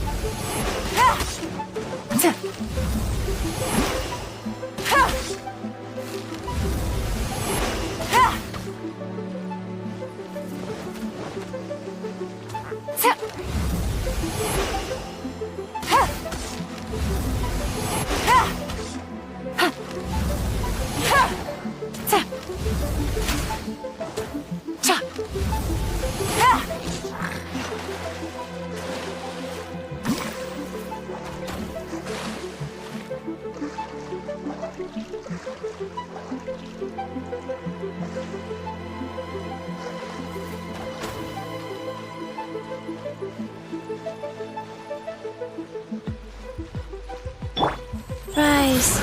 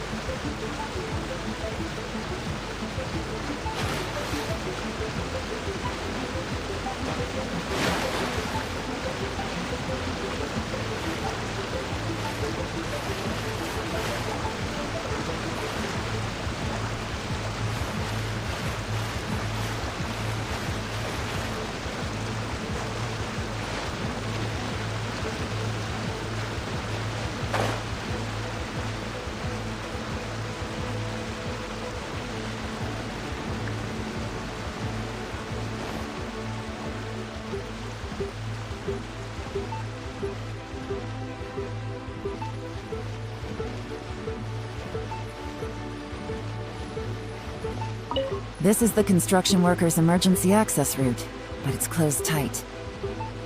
Trying to break through would be risky. Let's see if we can find another way.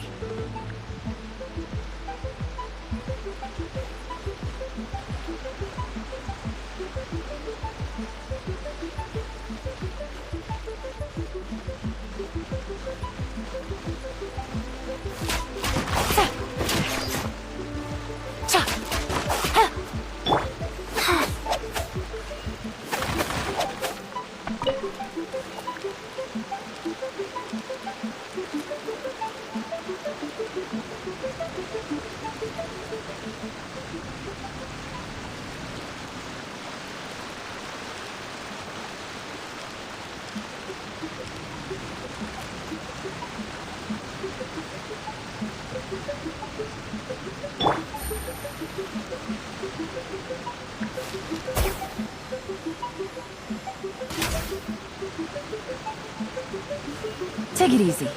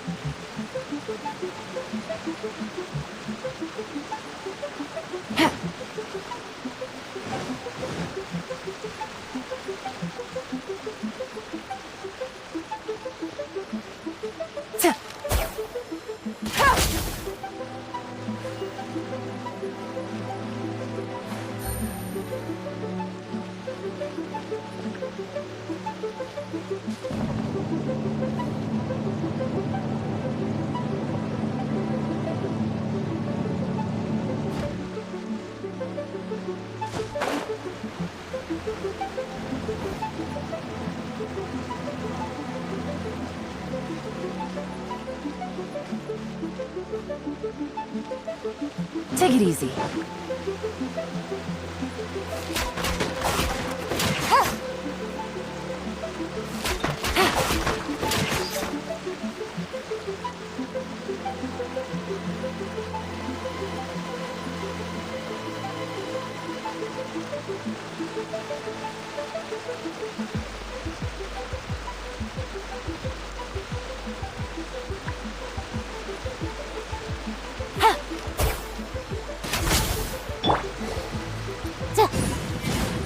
Motion to compel.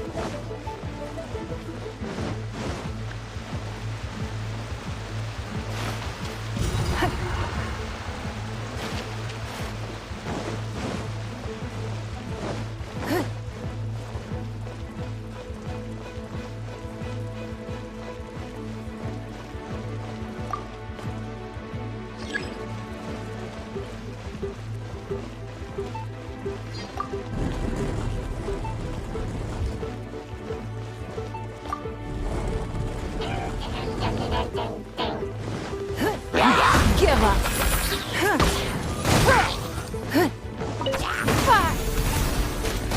Don't waste my time.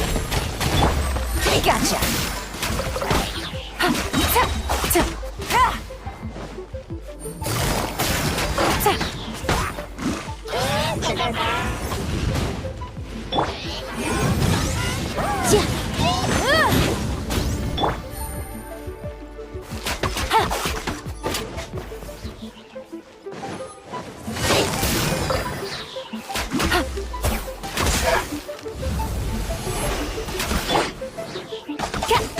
Oz, reveal thyself!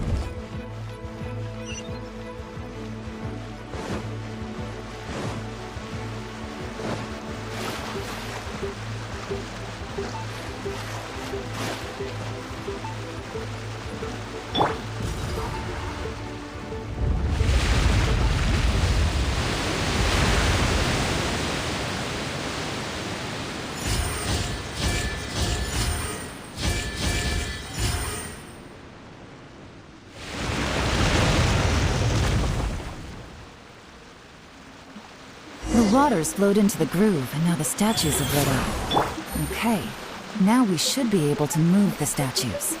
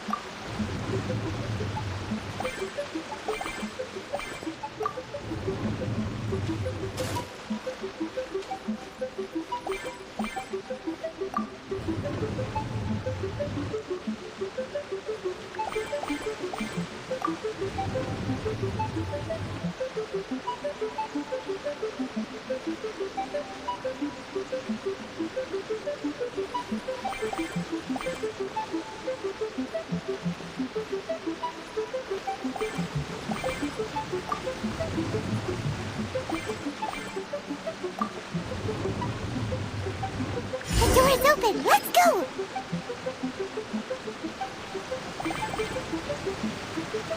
Take it easy. We should be nearly at the bottom now. Let's wrap this up.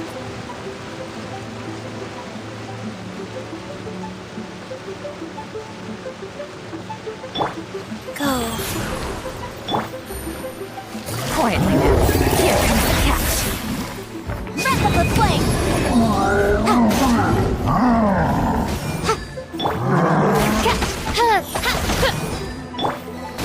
Give up.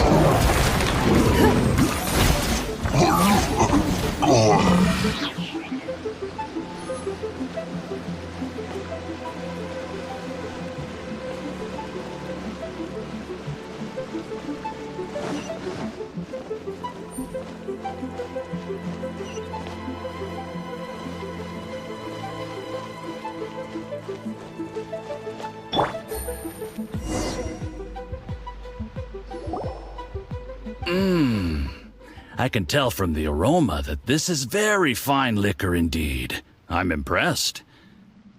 Come on, bottoms up. After you, of course.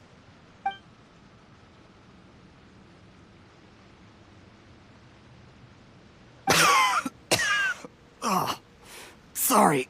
That went down the wrong way. I've never drunk anything this strong before. It'll take me some getting used to. You'll get there. If you want to stay friends with us, you have to drink with us. I'll do my best. You're more of a lightweight than I thought. Already struggling after one glass? I thought you were made of sterner stuff. You certainly kept it together when you were poisoning your teacher's soup. Come on, another round. Less talking, more drinking. Sure. You didn't leave me much of a choice, though, did you? Just the mention of poisoning sends shivers down my spine. I'm more timid than you realize.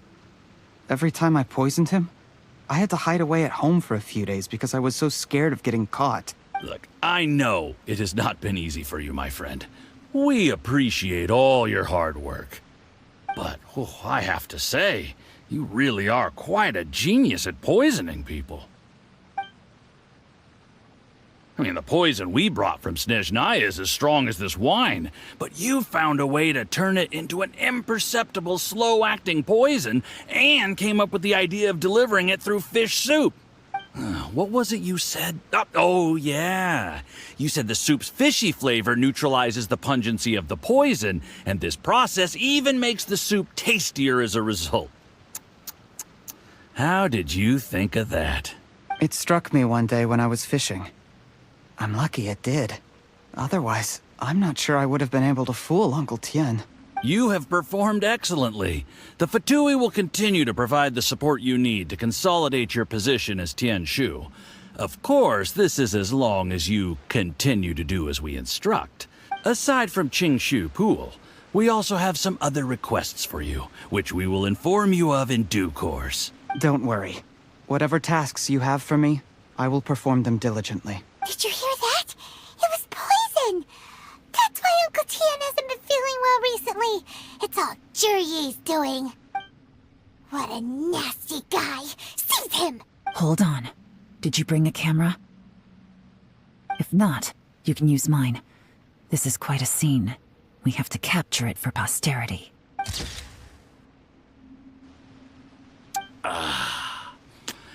Excellent liquor.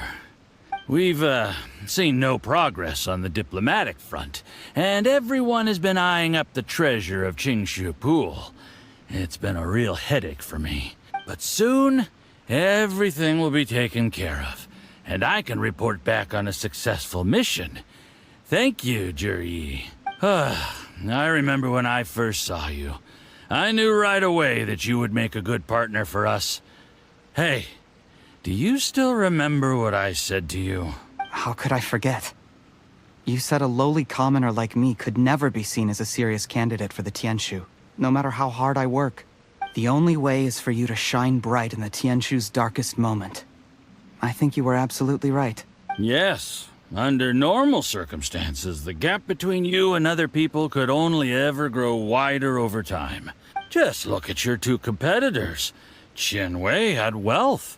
Ming Boa had reputation. But you had nothing. You were just another nobody. And that's why I decided to help you.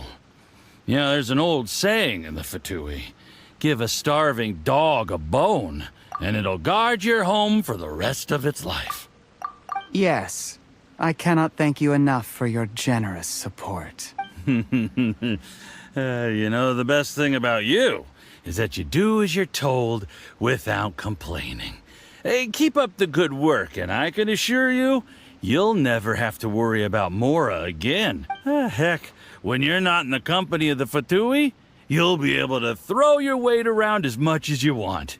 How about that? Uncle Gao said that Jur-E has low self-esteem. Seems he was right. He was worried that whatever advantage he might have now will diminish over time, so the Fatui persuaded him that he should act while he can. Do you have any more film in the camera? Then get ready to use it. Tonight's grand finale should be coming up any minute now. How well this goes for us depends on how Jur-E plays his hand. Ooh, is there any more alcohol? Go on. Fill me up. I'm in a good mood today, and I'm gonna drink my fill. Make sure to get me home safely afterward. There's only a little left. Here, I'll fill your glass. If you like it, I can bring you some more next time. Whoa, this is the good stuff. Huh?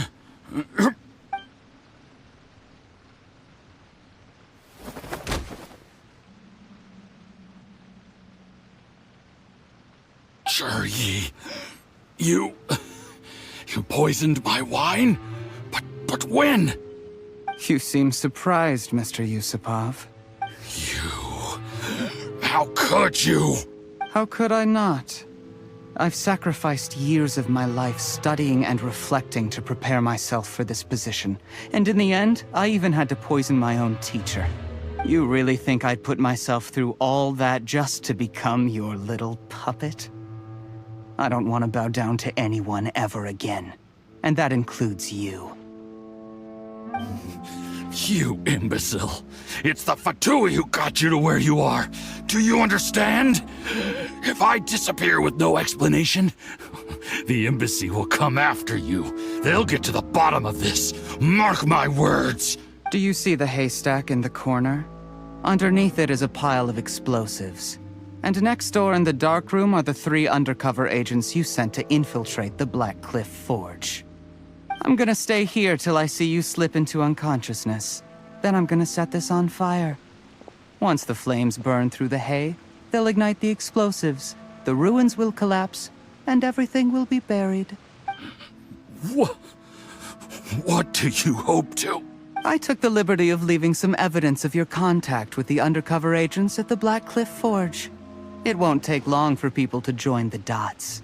2 missing person cases will become 1 as the truth gradually reveals itself. The Fatui planted undercover agents in the Black Cliff Forge to steal their signature ruin-grade explosives. Their plan was to blow through the solid floor tiles in the dead of night and seize the treasure of Qingshu Pool. But things didn't quite go to plan. Mistakes were made that led to the accidental deaths of the entire crew. Faced with the overwhelming evidence, the embassy won't investigate this any further. In fact, they'll be only too happy to blame it all on a rogue operation by you. It explains why you acted alone, while exonerating the rest of the embassy of any liability. Of course, none of that will have anything to do with me. When all of this comes to my attention, I'm afraid I'll have no choice but to cancel the Qingshu Pool redevelopment plan immediately. I guess then, I'll be Tianshu in my own right, with a clean record and well out of the Fatui's reach. Jur-E, do you really think you're gonna get away with this? The Fatui has a record of everything. That includes the poison, all interactions between us, even my trip here tonight. After I die, they'll come looking, and they'll get to the bottom of this. A record? Oh, you must mean the one in the hands of your second-in-command, Theophan? What? How do you know about that? Because when you contacted me, I also made contact with your associates. I have Theophan to thank for providing me with the poison I used on you today. He'll help me tie up all the loose ends. After all, your untimely demise comes with a few perks for him. He has been eyeing your position for a long time now. That traitor! Juryi, you... Shh, shh, shh, shh, shh. Relax. It's over. After tonight, everyone gets what they want. And anyone else in the know is either my accomplice or about to be taken out of the picture. Sweet dreams, Mr. Yusupov.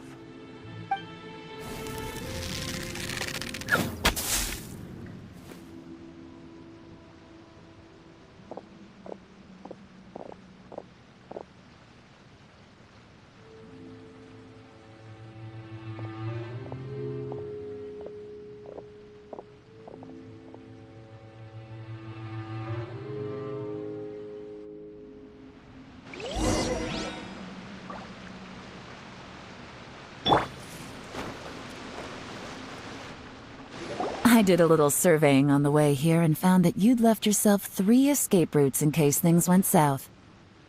I have them all surrounded. If you're thinking of trying anything, save yourself the effort. The game's up. We were here the whole time and have pictures of everything.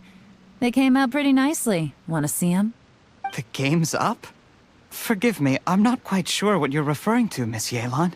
I happened to discover a Fatui operation here, so I approached them on the pretext of joining forces and eventually brought them down from within. If it pleases you, Miss Yelan, I'd be only too happy to have you join me in investigating this matter. This is how you want to play it. Fine. You do you. All we need to do to convict you is establish that the poison in his system is the same as in Uncle Tien's.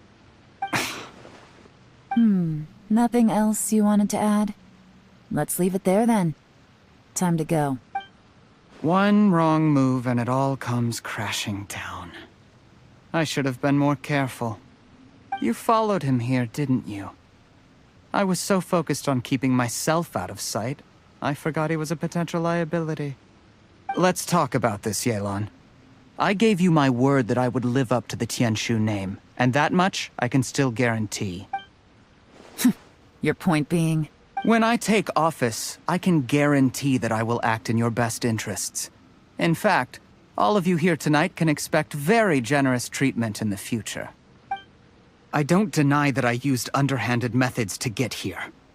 But given my lowly origins, what other choice did I have? You still don't get it, do you? Even now. What do you think?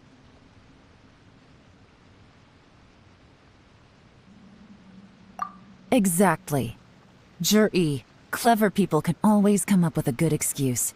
But while you might be able to get other people to believe you, you'll never be able to deceive yourself. There's nothing wrong with wanting to win other people's respect, but when has Uncle Tien ever looked down on you? He was like a teacher and a father to you, but you chose to repay that by poisoning him. Whatever positive goal you may have started out with, you threw it away in that moment. That's enough. Of course. What makes this even crueler is that you managed to convince yourself there was no other way. Uncle Tien was always going to give you this opportunity, even if you'd done nothing at all. Out of everyone in the world, he is the one who trusts you the most. So much that he drank your fish soup without doubting you, not for 1 second. That's enough! That's enough. Life is like fishing. It cannot be rushed. Whatever you do, impatience will accomplish nothing. I was just like you once, desperate to prove myself. Only later did I realize things do not always turn out the way you plan. But you have to keep calm to carry on. You're still young. Be patient, believe in yourself, and don't look outside yourself to prove your value.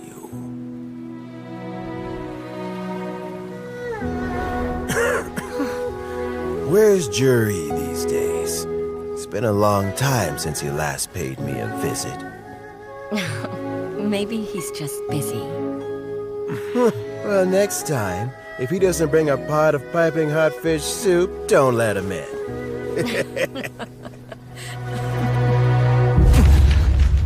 Whatever you were thinking about, you'll have plenty of time to mull it over in prison. Oh, I almost forgot. If the Fatui find out what happened today, prison might not turn out to be the safest place for you. Trying to have friends on both sides, it has a way of turning everyone against you. But right now, I have an opportunity for you.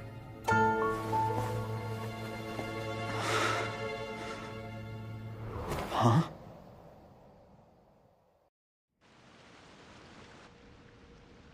Sorry, things are about to get extremely busy for me. Let's meet at Yenshang Tea House tomorrow morning. I'll have someone remove the explosives. Then, there's someone I have to go and see. Need our help with that? No, it could be dangerous. You should leave this one to the professionals. Don't worry.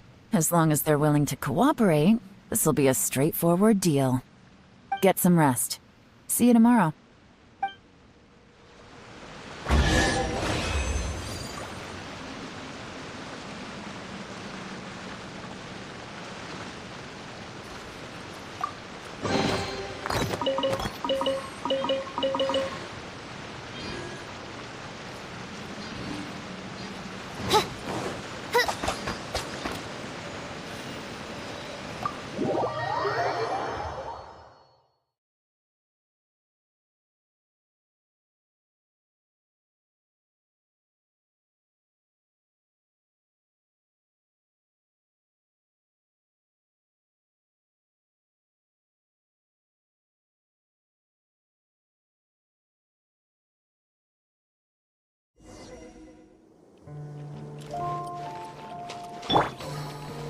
It's nothing.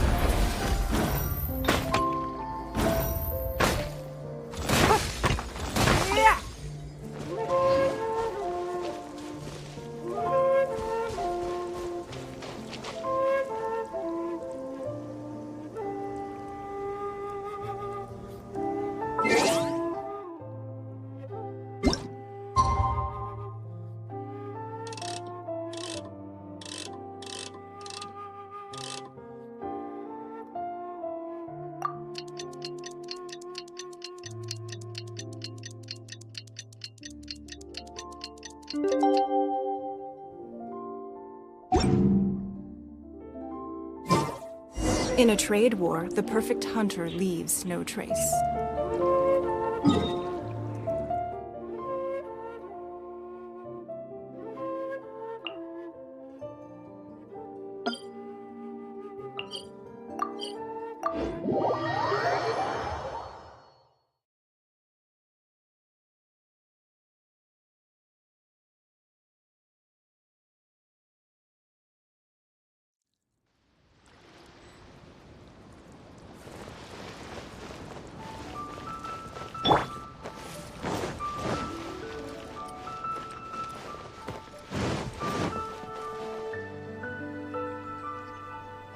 There is now no poison left in his system, but recovery from the damage already done will not happen overnight.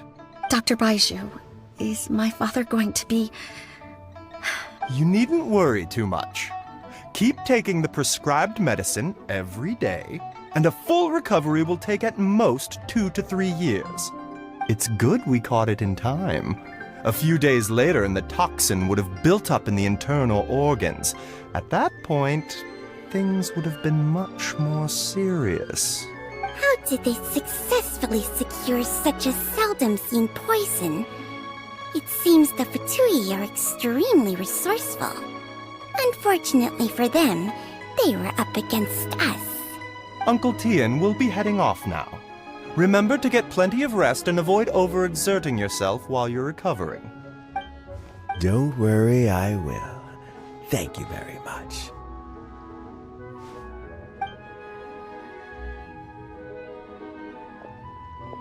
Ah, you're here too? Thank you for all you've done to resolve this situation. I'll have to make some tea in a moment. You simply have to try it. Yes, the exhaustion seems to have gone. My mind is steadily getting clear again. Luckily, it looks like choosing the Tianshu's successor is suddenly not such a pressing issue after all. Hey, Yelan! My work is mostly wrapped up, so I thought I'd take a minute to check in here. The assessment process comes to an end here, Uncle Tian. In my opinion, Zhi is not suitable for the position. But Qianwei and Mingbo both have potential. You have my gratitude. People can change their loyalties easily. I've always known this. But whenever it happens, it's still a dismal experience. Is it just Paimon, or is Uncle Tian not that surprised? Don't underestimate Uncle Tian. He wouldn't have appointed me as assessment officer if he hadn't had his doubts about Zhi. Normally, the Yuehai Pavilion would be responsible for assessing the candidates. Isn't that right, Uncle Tian? Yes, to be quite honest, I wanted to trust him unreservedly. But I have to be responsible with the position of Tianshu. When I first met Zhi, I wondered if he had approached me with a hidden agenda. So I secretly investigated him. I concluded that he had no ulterior motives whatsoever. He just saw me as an ordinary fishing friend. In the end, even he changed. But when did it start? I never had any plans to recommend him directly, but I always intended to give him the chance to compete on a level playing field. Family background and fame mean everything to many people, but I don't attach great importance to them. I had no reputation to speak of when I first became Tianshu. I relied on Ganyu's assistance for all manner of things. What I really admired about Zhi was his intelligence and resilience. I have to admit, he's a smart guy, and very cautious. The intel suggests that the Fatui saw him as very low risk, but Zhi was still extremely careful with the poisoning. He chose that specific liquor from Xinyue Kiosk because the fiery flavor would mask the bitterness of the poison, and he chose to wait until the Fatui official was drunk and had his guard down before delivering it to him. He also installed a secret compartment in the wine pot he bought to hold the poison. As the amount of liquor went down, he'd shake the pot to release the poison from the compartment into the liquor. Afterwards, we also found he had an antidote on him. Had the Fatui official grown suspicious, Zhi would have drunk the poisoned wine himself, and then found an opportunity to take the antidote shortly afterwards. But that's still really dangerous. Yes, had he drunk the poisonous wine, he still would have faced serious health consequences despite taking the antidote. He didn't hesitate to put himself in harm's way to achieve his goal. How is Zhi now? Well, I mean, he is sitting in a jail cell. Like Yanfei says, everyone who breaks the law has to pay the price. Still, he's cooperating. He didn't turn down my offer to strike a deal. I'll make sure there are plenty of guards around to keep him safe from anything the Fatui might be planning. A deal? Does this have to do with what you said to him when you arrested him? Yes, Zhi's not the one I'm interested in. If he was as far as this went, I'd have handed the case off to my subordinates as soon as I realized. But once the Fatui became involved, things got a whole lot more interesting. I thought I might have the chance to catch a big fish. Well, did you? Almost. Unfortunately, it slipped off the hook at the last second. Uncle Tian? Yelan? What are you talking about? Paimon doesn't understand. Zhi colluded with the Fatui to try and secure the position of Tianshu. Or, to put it the other way around, the Fatui made an attempt to interfere in the Tianshu selection process. With Yusupov in our hands, and a statement from Zhi, we could afford to continue with a diplomatic offensive. Also, we'd be able to gain control of Theophan, Yusupov's second-in-command. Then we'd have a pawn in the ranks of the Fatui. Pawns like this can be major assets. They open up all sorts of new options. Why else did you think I was investing so much time and effort into this case? So, okay, well, did your plan succeed? We got halfway. The first part went off without a hitch, and we passed all the information on to Lady Ningguang.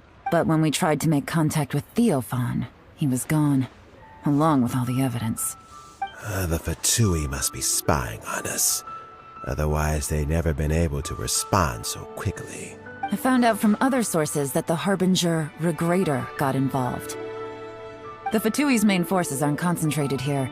Regrator was only treating this as a peripheral concern. It's a pity that Theophan got away. But knowing which Harbingers are still looking at Liyue is something. It gives me a starting point for my next mission. I have to ask, Yelan, do you have any desire to take over the position of Tianshu yourself? I remember you showed some interest a few days ago at Yenshang Tea House. In my estimation, you are more than competent. Oh, that. I was obviously joking. I prefer my current life. There's danger and there's excitement. Although it'd still be a behind-the-scenes role, as Tianshu, I wouldn't have the chance to get involved in anything truly clandestine or face any real danger. Alright, I'm done here. Time for me to go. I'm heading off again in a few days and I still have to prepare. Where are you off to this time? As you might have guessed, it's for me to know and you to find out. But I'm sure if you keep going as you are, getting yourselves involved in other people's business all the time, you're sure to get caught up in another misadventure before too long. Maybe I'll see you the next time danger beckons. Until then, keep your wits about you. A lot of people are watching you for a lot of reasons. If you have any more questions, just ask Uncle Tian. After the recent turn of events, I'd say he owes you one, wouldn't you?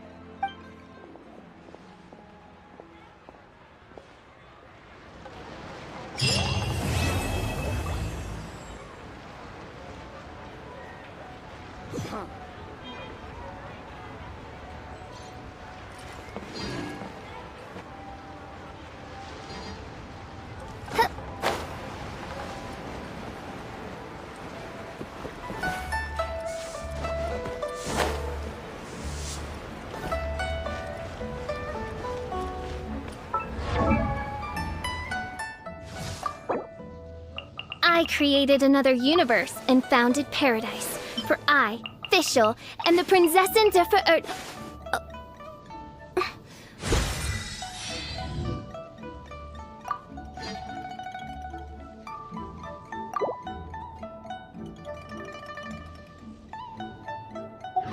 I created another universe and founded paradise.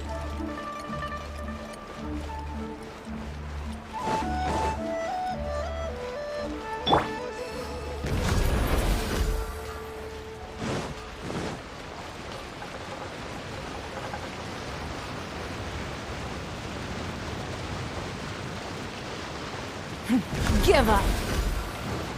It's nothing.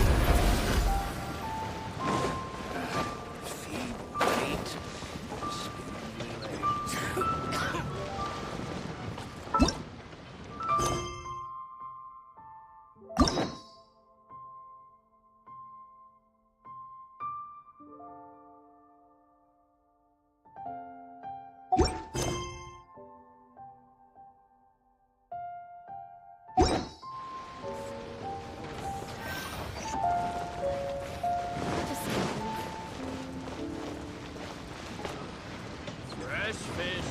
Come get your fresh fish.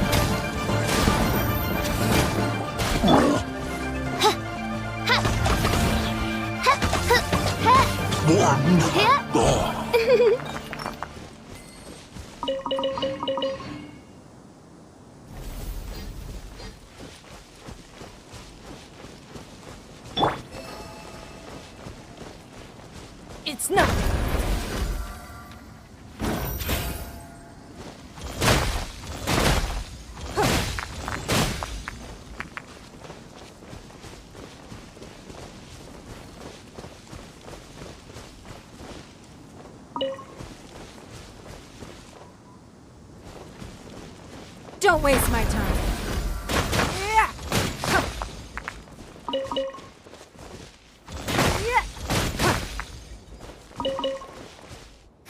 Give up. Don't waste my time.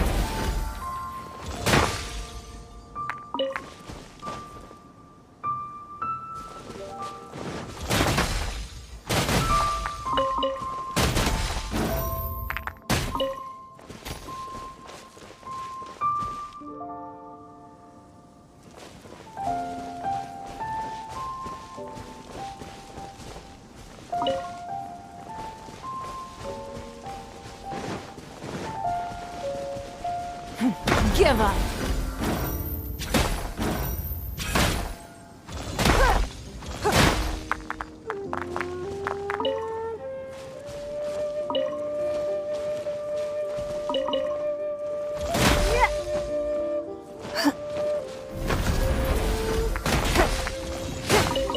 Don't waste my time.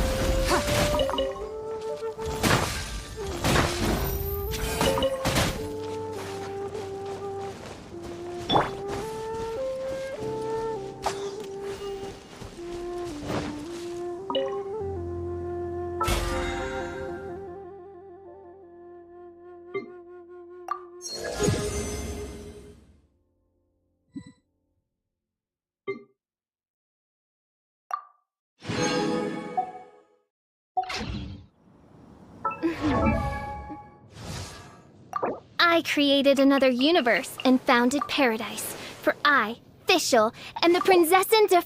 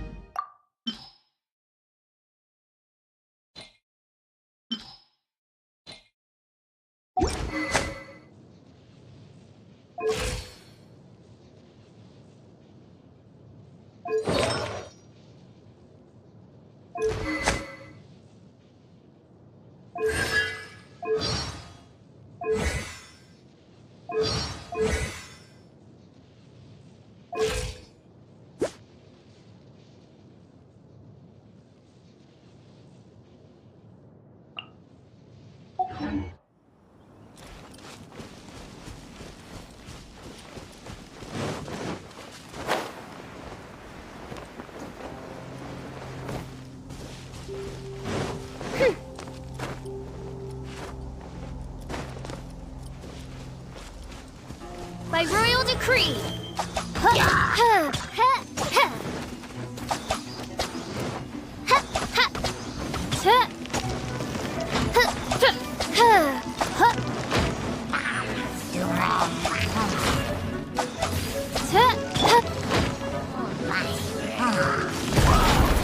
Submit.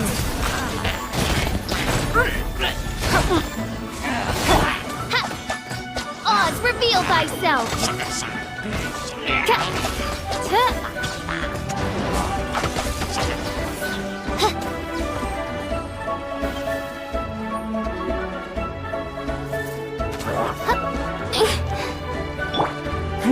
Give up.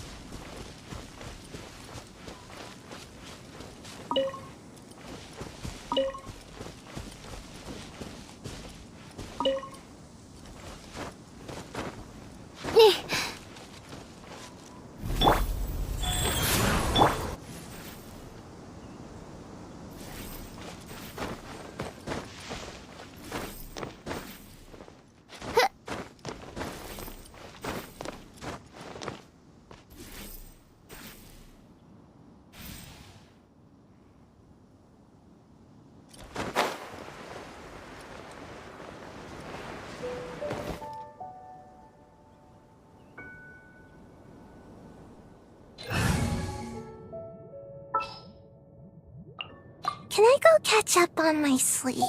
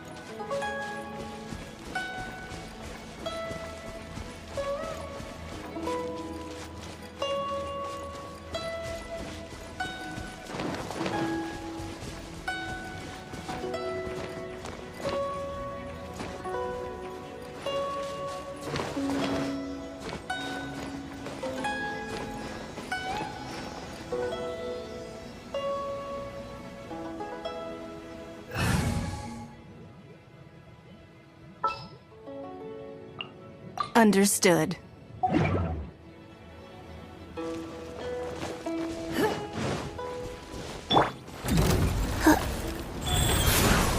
It's nothing. Your life is mine. Incinerate!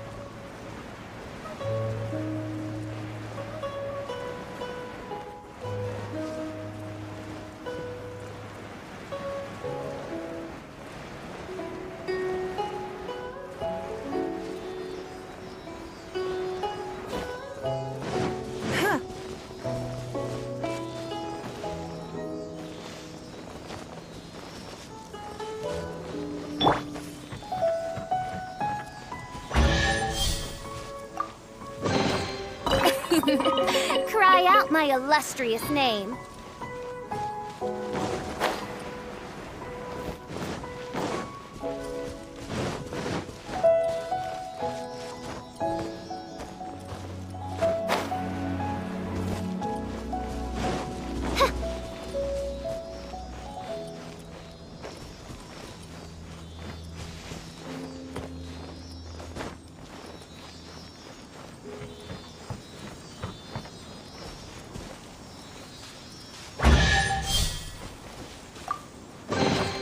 What trinkets lie veiled within this desolate plain?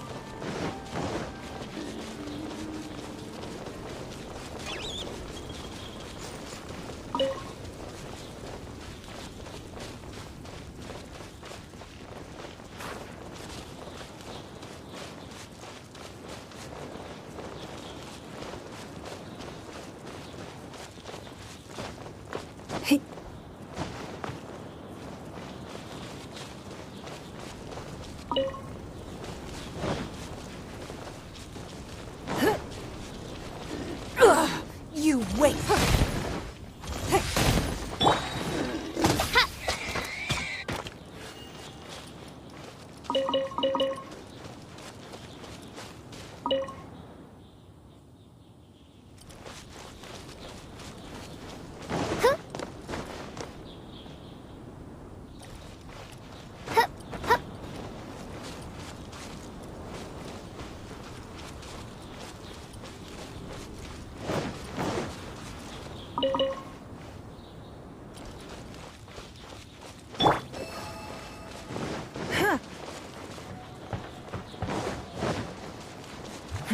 Give up.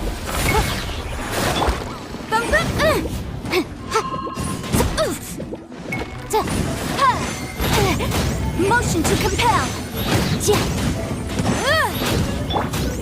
It's nothing.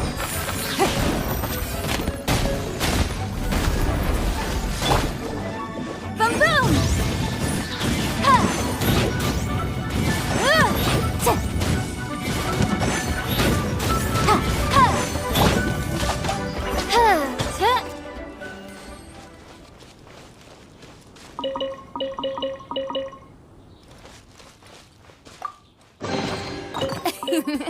Cry out my illustrious name.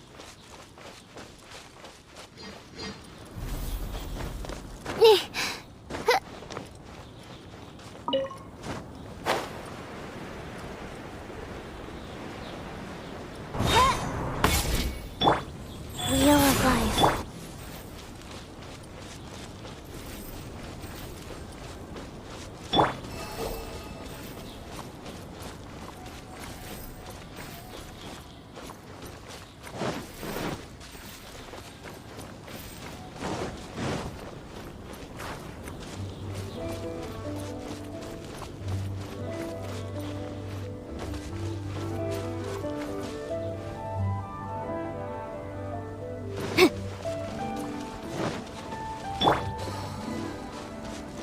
Don't waste my time.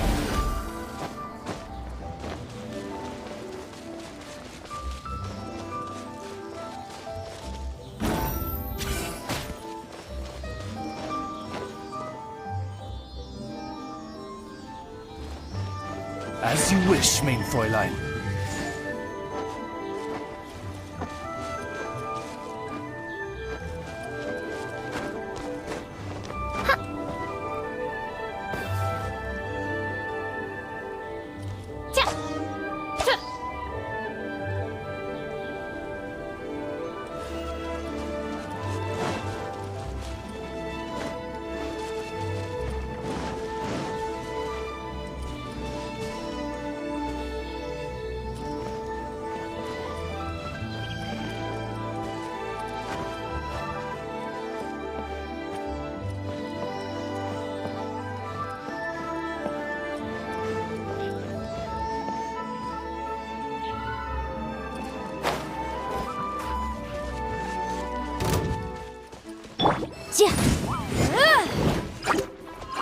Incinerate!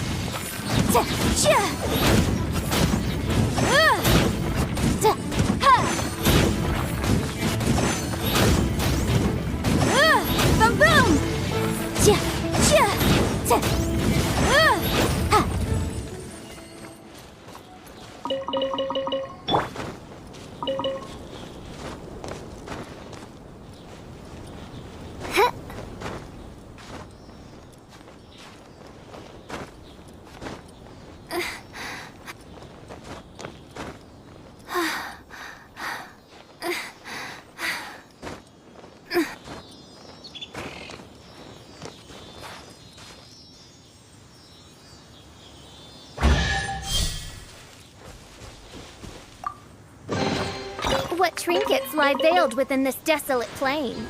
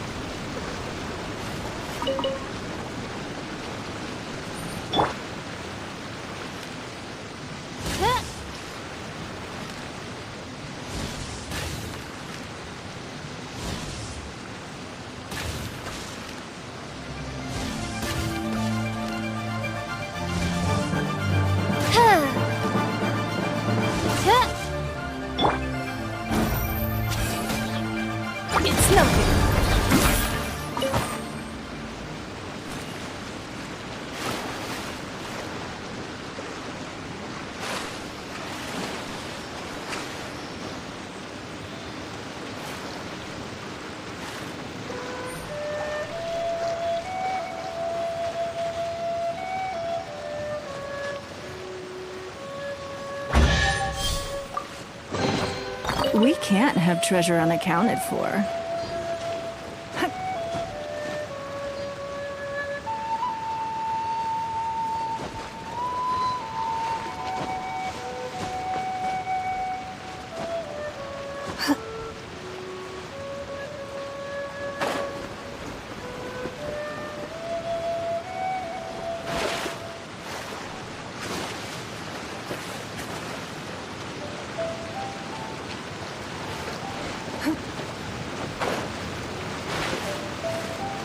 Don't waste my time.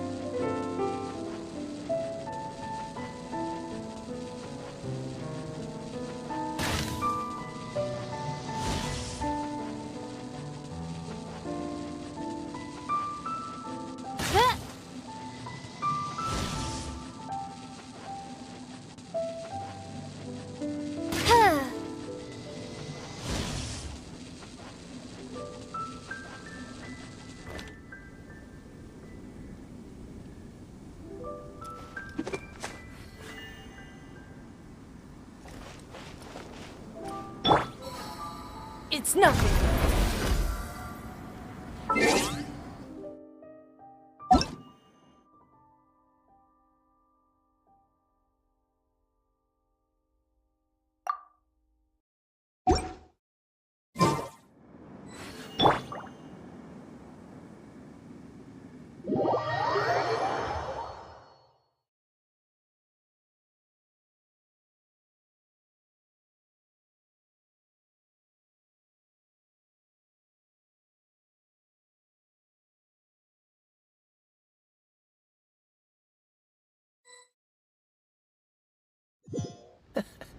Seems all the other knights already have their hands full. I wonder when I'll be as tall as my big sister.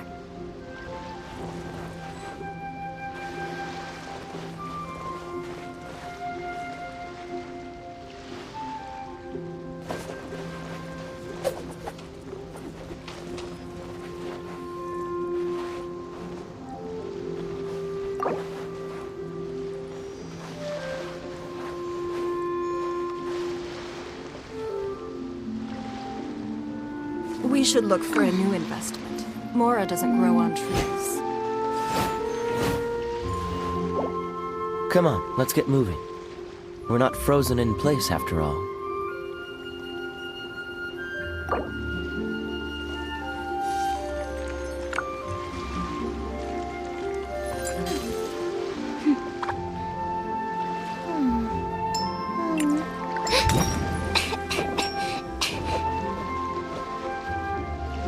Everyone is working super hard. We should be too.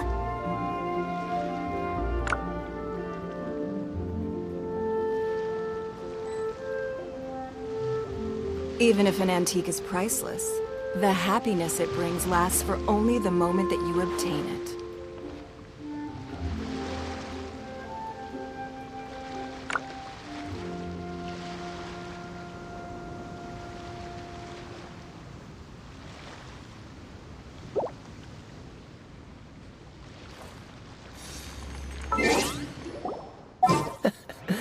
Seems all the other knights already have their hands full.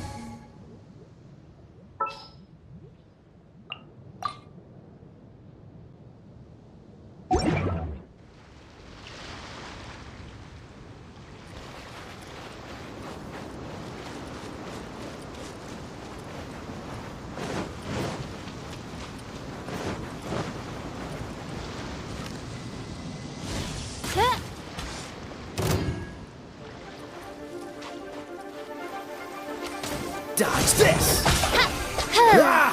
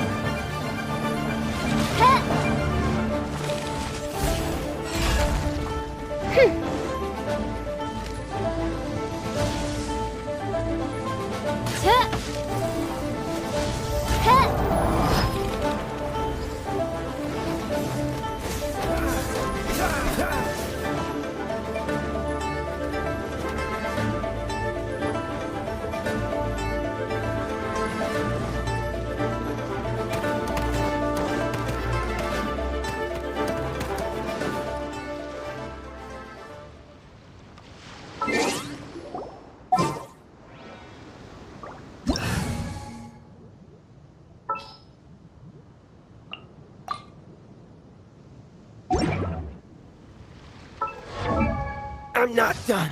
That was unexpected.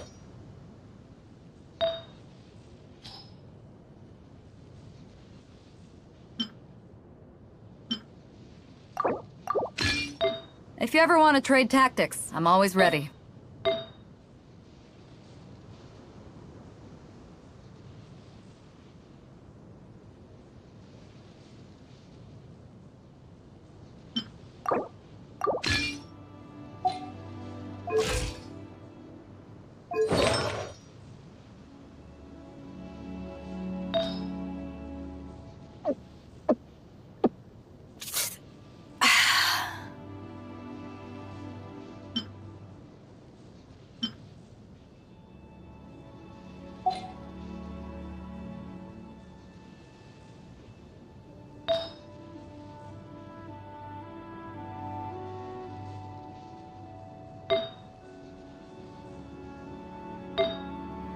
If you ever want to trade tactics, I'm always ready.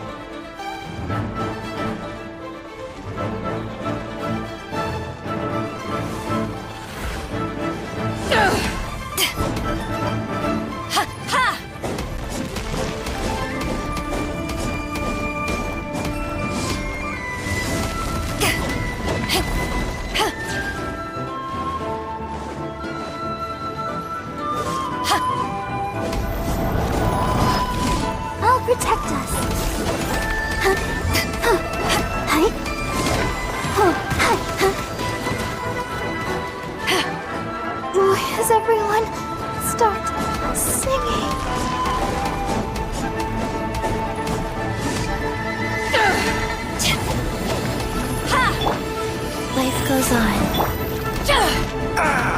This doesn't look good.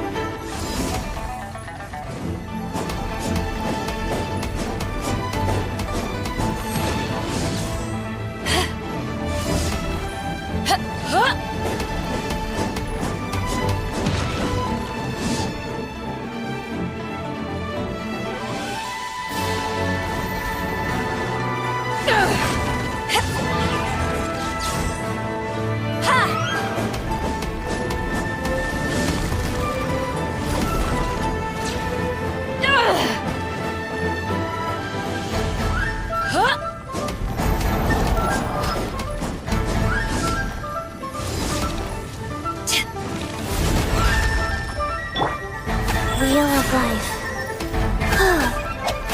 Play.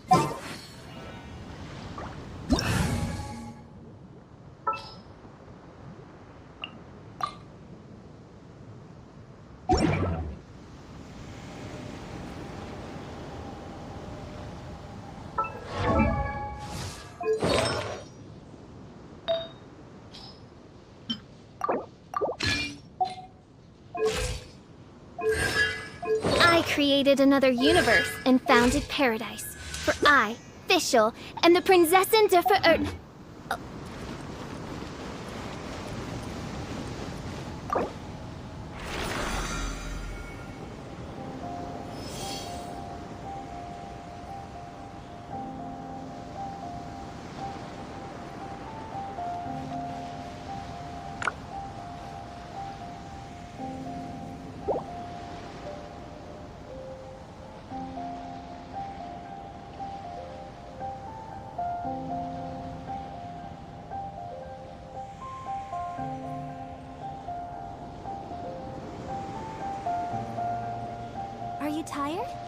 try my new spicy energy drink. I'm sure it'll wake you up. I created another universe and founded paradise. For I, Fischl, and the Prinzessin der Verirrten.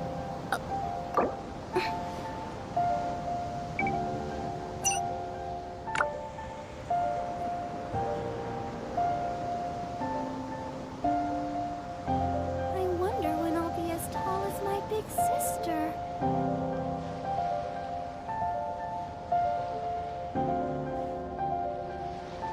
I do worry about the well-being of my retinue during my impromptu absence. I'm sure the good people of the Adventurers Guild are absolutely fine, mein Fräulein.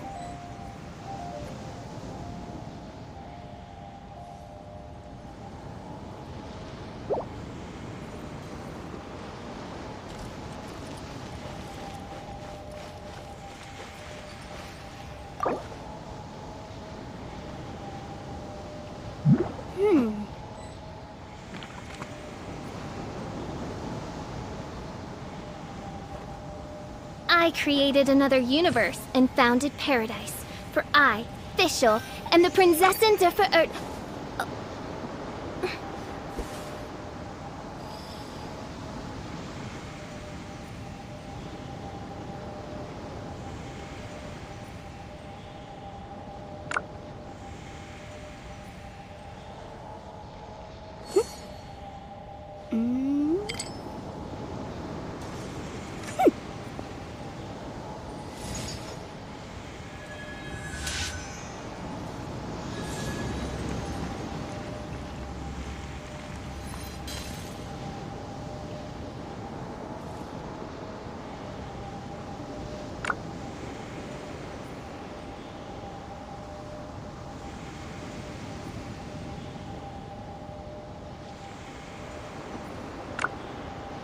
I created another universe and founded paradise. For I, Fischl, and the Prinzessin der Verirrten.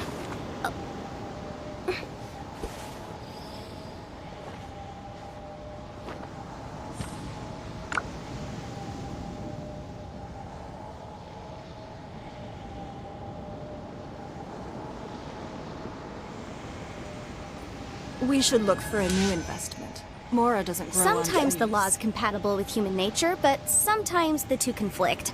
Balancing the two is a discipline in its own right.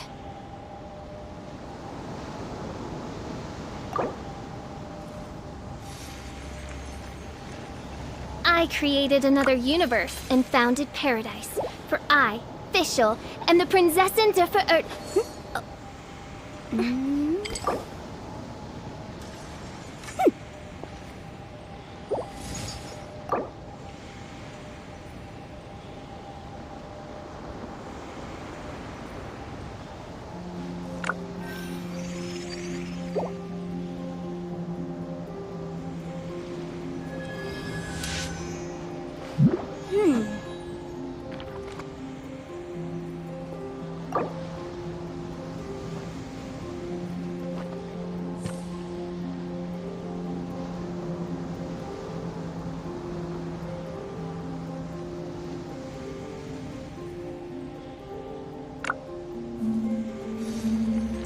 I created another universe and founded paradise. For I, Fischl, and the Prinzessin der